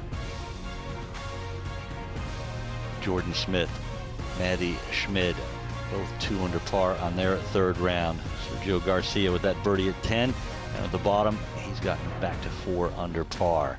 He's 1 under on the day. Back 9 is the scoring 9 with 3 par 5s. Just because they're there doesn't mean you can take advantage of them. It takes good golf. Let's have a look at the 11th. A front right hole location, 157 yards, so just an 8 or a 9 iron depending on how you want to play it, but cut just over that front right bunker. Wind should be coming off the left. There's a little bit of a bank behind and long. You certainly don't want to go too long and have to putt down that bank. These greens are rolling at 12.9. So that is extremely fast. Anytime you approach or get over 13, it is sometimes defensive putting, and this is a green that has several slopes in it, and certainly it's all about positioning your ball with the tee shot here at the 11th. Yeah, what a cracking hole. Short right pin position just over that front right bunker. And just the flag fluttering a little smidge off the left-hand side, which is handy, really, because that pin's on the right. You can use that breeze to feed it towards it. Collin Morikawa here trying to get one from left to right, get some spin as well, feed it towards the flag. 157 yards it's playing today, 11 on, 4 off the right. On that bottom tier, Jay, as you alluded to, there's a few little subtle tiers on this green. You could go heavy-handed with the 9 iron here. I think it's a good call. Oh, that's so bad. And there's the left again, I think. Yeah, the left is never a good miss for a guy that plays the ball left to right. He's on the green, but when you have a short iron, certainly not the shot he was looking for. Yeah, this is a flag position and conditions that makes you want to do the fandango around the flag.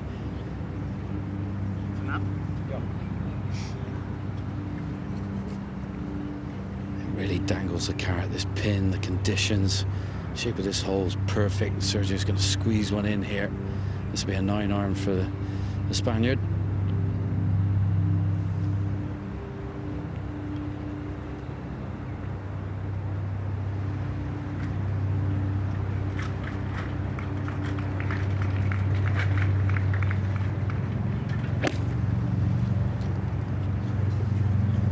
Can his ball do some flamenco dancing?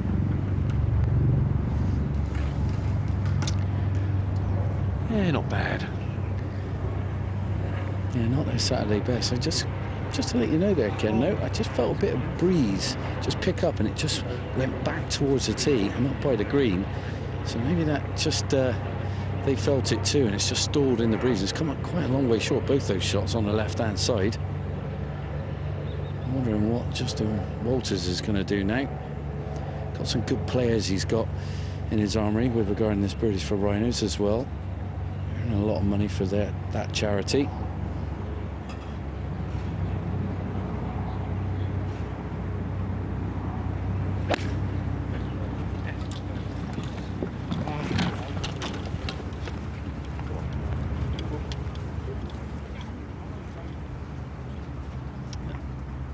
Proving problematical. Pin tight on the right. There's only 5. If you went straight at it, 5 yards to land the ball on. The prudent player's a little left. That's a view from behind the tee. Hatton and Harding had a 3-shot lead. Now it's 2. Westwood has birdied 4 out of 5 holes from the second. Richard Bland is 2 under par on the day as well. Things are starting to tighten up a little bit. Bernd Wiesberger 3 under par for his 3rd round. Tommy Fleetwood just going along even par. Not the easiest of days. Defending champion Paul Casey shot a brilliant 2nd round, and he is even par through 6 holes in his 3rd round. Shane Lowry, he's posted the lowest round of the day to this point, a 4 under par 68 for the 2019 Open champion. Andrea Pavon, he was really playing well early in his 2nd round. Has dropped back a little bit.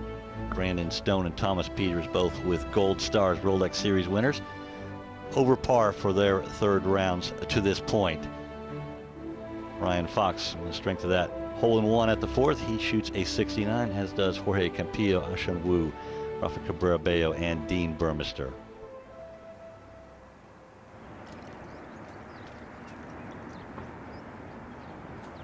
Looks like some interesting shots around this 10th green, Iona. Yeah, there certainly are. All 3 players had an iron in. So you think, oh, opportunity at a par 5, but it's so tricky to hold this green, get the ball up high enough, make it land. John Catlin hit the best of the 3 approach shots, and his ball just fired through to the back of the green. Adam Scott will be first to play, and he's been so clinical around the greens in these last few days, scrambling like an absolute pro. On a downslope, got to land this softly.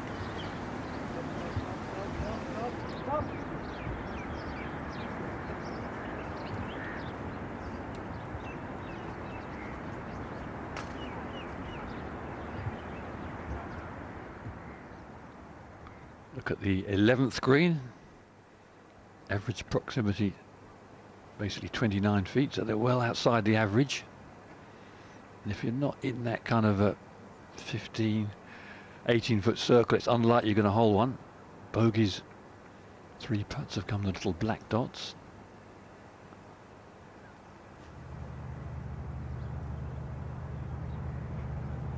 Yeah, just off the green here again from downtown.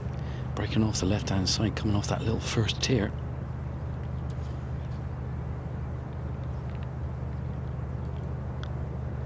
He didn't judge that one right, did he?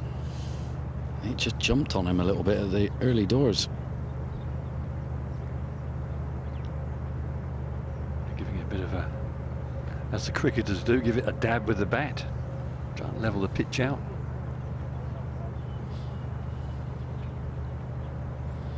Yeah, I used to do that, pretend it wasn't my fault. But it was.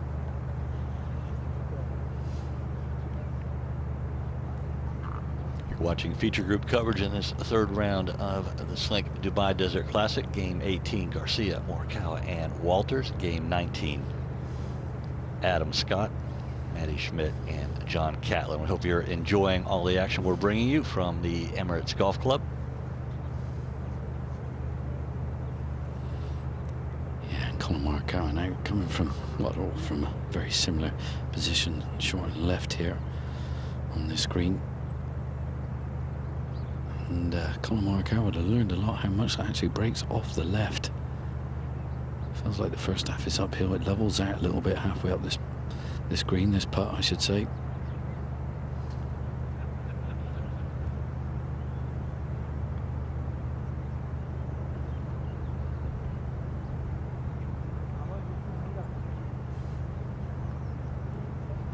Definitely learned plenty from Walters. Very good effort for the two-time major champion and the only American to ever win the DP World Tour rankings. He did so last year with that great win at the DP World Tour Championship. There's a little kid at the back of this green in his dungarees. I know it's pretty hot weather, but yeah, really knobby. Looking on, getting inspired. On top of his dad's shoulders, enjoying life. Sergio Garcia coming from a straighter angle, just slightly further right from where Collin Morikawa and Justin Walters were. Breeze just kicking up a little bit.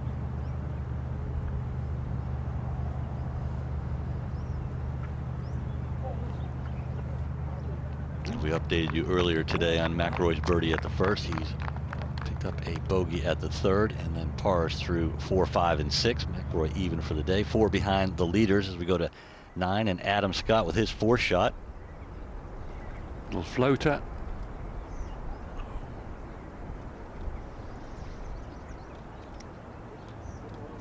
These small greens and this tends to tip your ball off on all different sides. It's like an upturned frying pan. Yeah, I'm with you, Ken. And Justin Walters, you know, a couple of the small putts he has missed, it's going to make him think twice over this putt. And it makes you second guess yourself as well when you probably hit a few, hit them on your lines and they didn't go in either. You just think, hold on a minute, what's going on here? You start fiddling about a bit, changing your posture, ball position a little bit, hands, pressure. You start looking up a little bit sooner rather than later, and then you're in a world of trouble. Now, stay to the ship. Keep your head down. Here for the drop. Lock it and rock it.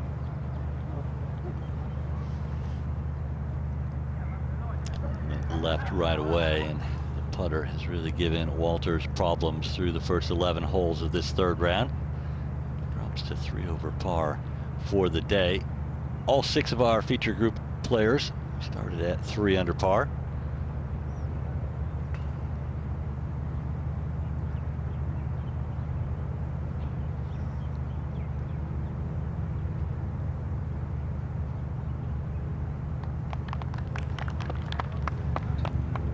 Good 2 putts.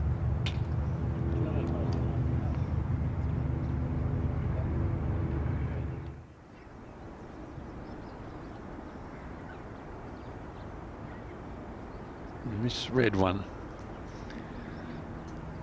to Matty Schmidt.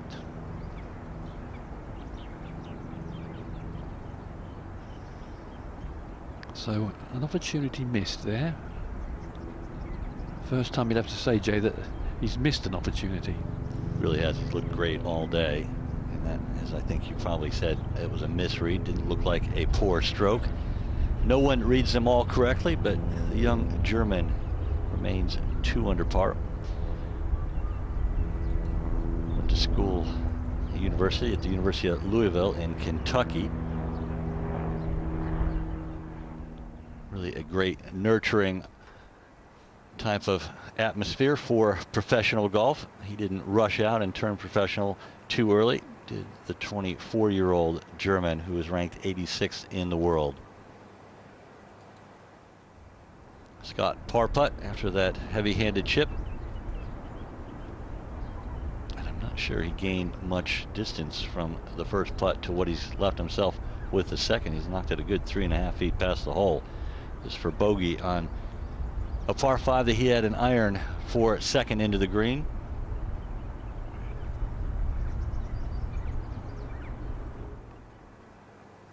Well, while he lines that one up, let's have a look at the 12th.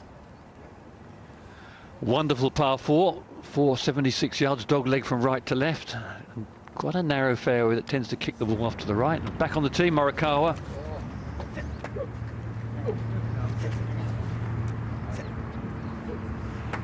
Sit.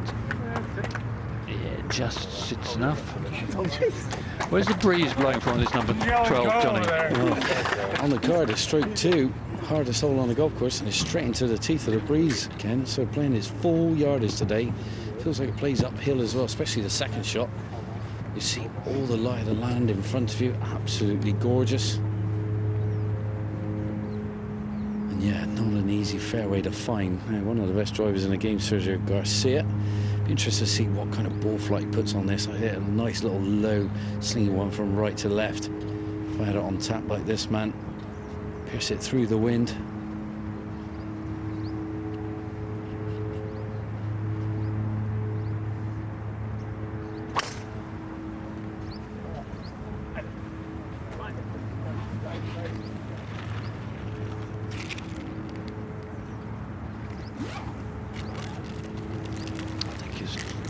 Just found the rough. I don't think he onto the waist area. Okay there, but there is some tangly rough on this top.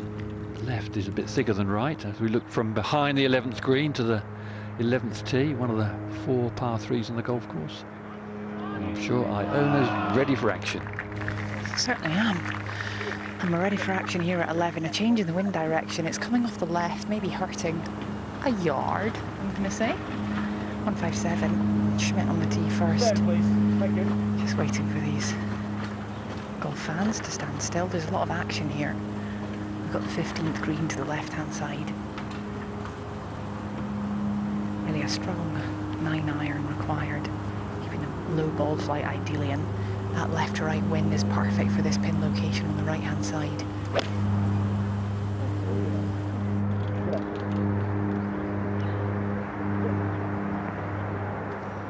Interesting, Ken, as that one comes up in the front bunker. Would have looked good in the air. I've been coming here since 1991, and it just dawned on me.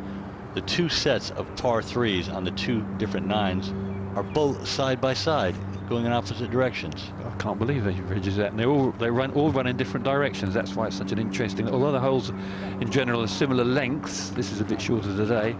The wind's always in a different direction. It is. Iona, this might not be a friendly hole location for Catlin, who likes to move it right to left. Yeah, quite right, Jay. And I've got to say, it's very impressive what John Catlin's achieved, having such a dominant ball shape. You know, the modern day golfer really does need to move it in both directions. You see players like Lowry and Sergio able to, and Adam Scott in this group, able to shape it in any which way they fancy. But John Catlin, 3-time winner on the DP World Tour, he moves that ball from right to left. But I do remember when he won at Sotogrande up against Martin Keimer coming down the last hole, and he was blocked behind a tree on the right-hand side, and everyone thought, well, he's done for because he can't move the ball left to right. But under pressure, sure enough, he pulled out a beautiful fade. Woo! And that's a wonderful shot. A bit like that one, actually had a bit of cut spin on it, just a fraction. By far the best tee shot we have seen at 11 from Catlin, who, as Iona said, it was an unlikely one for the right to left player. Of course, he's a brave player, 3-time winner. All 3 were in an 8-month stretch on the DP World Tour. It looks so simple, doesn't it? It's only 157 yards today. The wind across, virtually straight across from left, right, maybe a little into them. Scott did hold his little putt for his 6 at the last.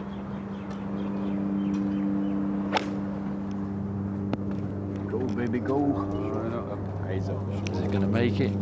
Go, baby, go. Oh, not quite. With a front pin, you tend to club down and hit as hard as you can because you're trying to get it, obviously, the most elevation and the most backspin. It's so easy to do that.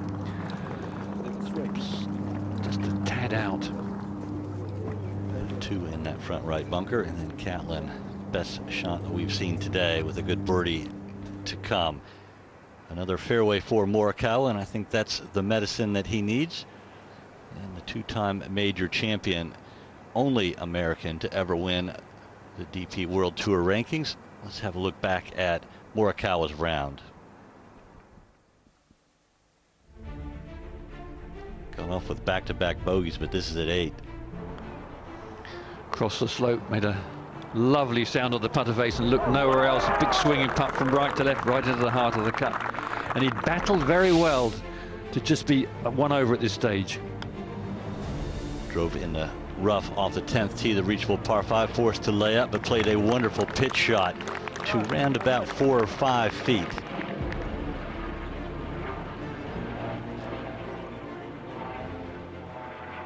He did hold that putt at 10 to pick up his second birdie of the day and draw back to level par for this third round.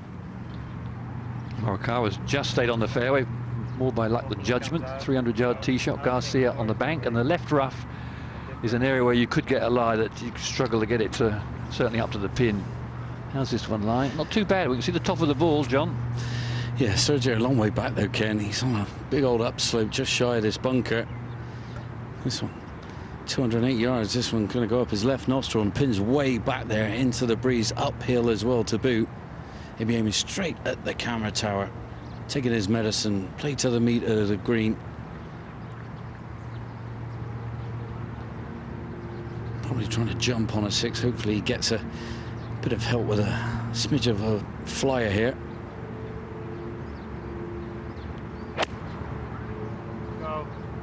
Go hard, please. Go hard somehow. Oh, what a shot. Oh, I think the ball got frightened. Just this group. He gets some great whip through the ball, doesn't he, Sergio? He does. That would have been a really good shot from the fairway, let alone that heavy lie that he had in the right rough. Such a tough hole, especially uphill into that wind. Left hole location up above the bank. Yeah, that was some shot, Jay. My goodness, pin back left, uphill into the breeze. Just over 180 yards for Justin Walters, and you called it, Ken. I mean, the lies that you can get down this left-hand side in the rough, not easy. The ball's kind of just folded the grass and sat on top of it. He can get to the back of the ball nicely, but he's going to have to go some to get it there.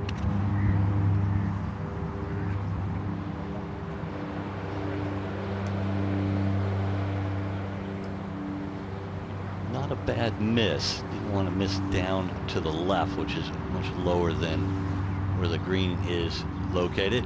Plenty of green to work with. There you can see that bank that protects short and left. Yeah, there's a big bank there, Jay. Good reference, mate. Yeah, he could fall off of that. Collin Morikawa's got to deal with this one. 194 yards, ball slightly above his stance, just shy of the bunker. Going to use this bank to feed it in from right to left. Try and move it that way anyway. Go. Good shot. Further left you hit it, the longer the carry, so he just tiptoed onto the front of the green. Done well.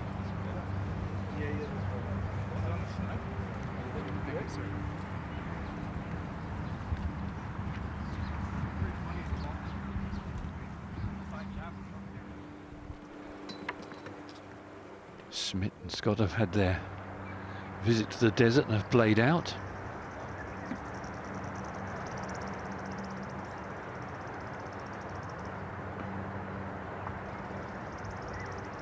Saw that wonderful tee shot at 11 from John Catlin, the 3-time winner. Looks to be Adam Scott to putt first, an 11-time winner on the DP World Tour, 14 times on the PGA Tour, 6 wins in his native Australia. At the age of 41, the Australian is ranked 50 in the world.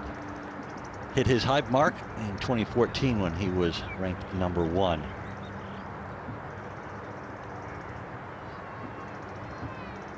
Little down the slope. The cup looks to be tilting a bit to his right.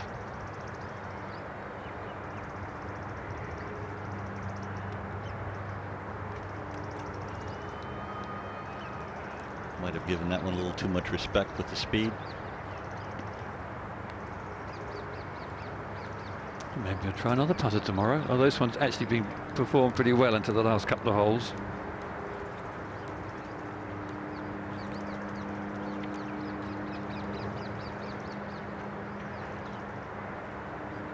Not only a new putter.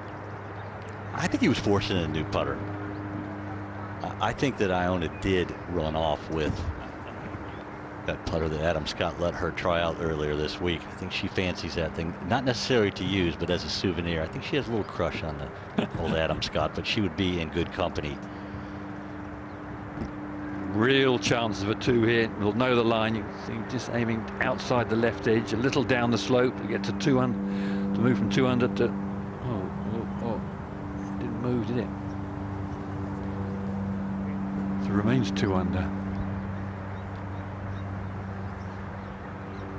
Greens are so fast, and they're new. They've only been playing on these new surfaces for 5 months. After last year's Slink Dubai Desert Classic, they tore the greens up, rebuilt them from the base up to USGA drainage standards, and then laid out this Tiff Eagle Bermuda grass.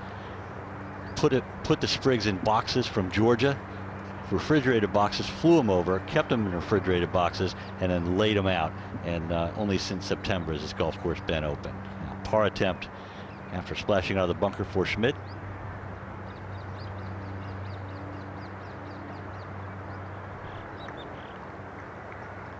And he knows the importance of this putt, 'cause it's virtually a flawless round so far. This to avoid dropping a stroke. Just watch how steady he keeps his head. Inside right edge if you dribble it. Beautiful, absolutely, like the driven snow. Everything he does looks pretty textbook, and it looks like he has quite a bit of confidence. Not a blemish on the card. 11 holes played, 9 pars, 2 birdies for the 24-year-old German.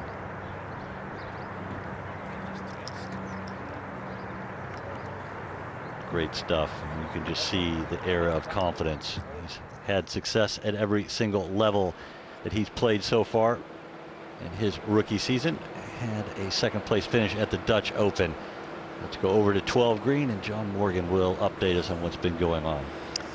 Well, we've seen some lovely shots from awkward places.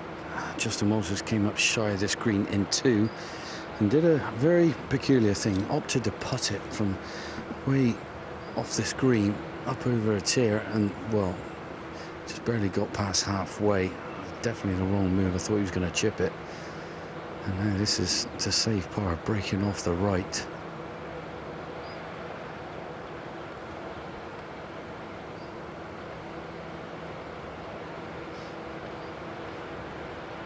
When you've had some 3 putts, Ken, what's the last thing you want? Here's another one from that distance. I think he's probably just near enough, that one. There's another 8 inches away to have another knee trembler. Why is it that the game of golf, no matter where you are in the game of golf, it picks at your scabs? It picks at your weaknesses, doesn't it? Just when you don't need them to, usually. But after that brilliant approach, what sort of a putt has Garcia left himself? Oh, nice one here. A little breaker off the right here, Ken. I got to stand corrected. I said 6 iron. He went with the 5. He was on a little launch pad, and he just stuck it up there. Rode the breeze, wonder shot to here. Slightly down a hill, pretty fast this.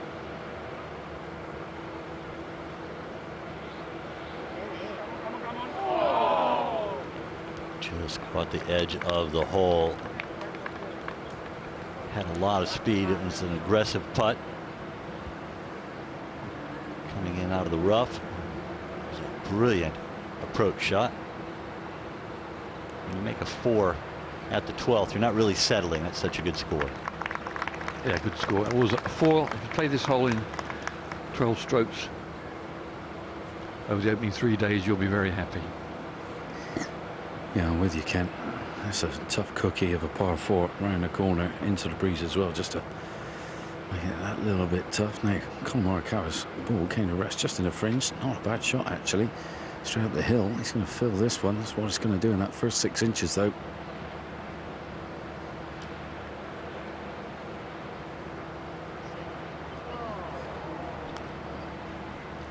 was right on line. Morikawa was aiming to make his third birdie in 5 holes, but it's a par.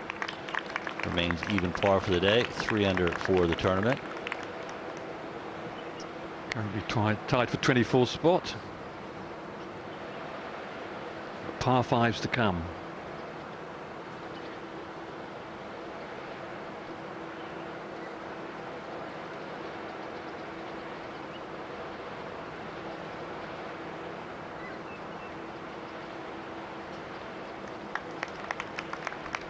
Will hold for Justin Walters, who a tough work of the 12th, driving in the left rough. Right, so the fairway's clear. Who has the John Morgan haircut.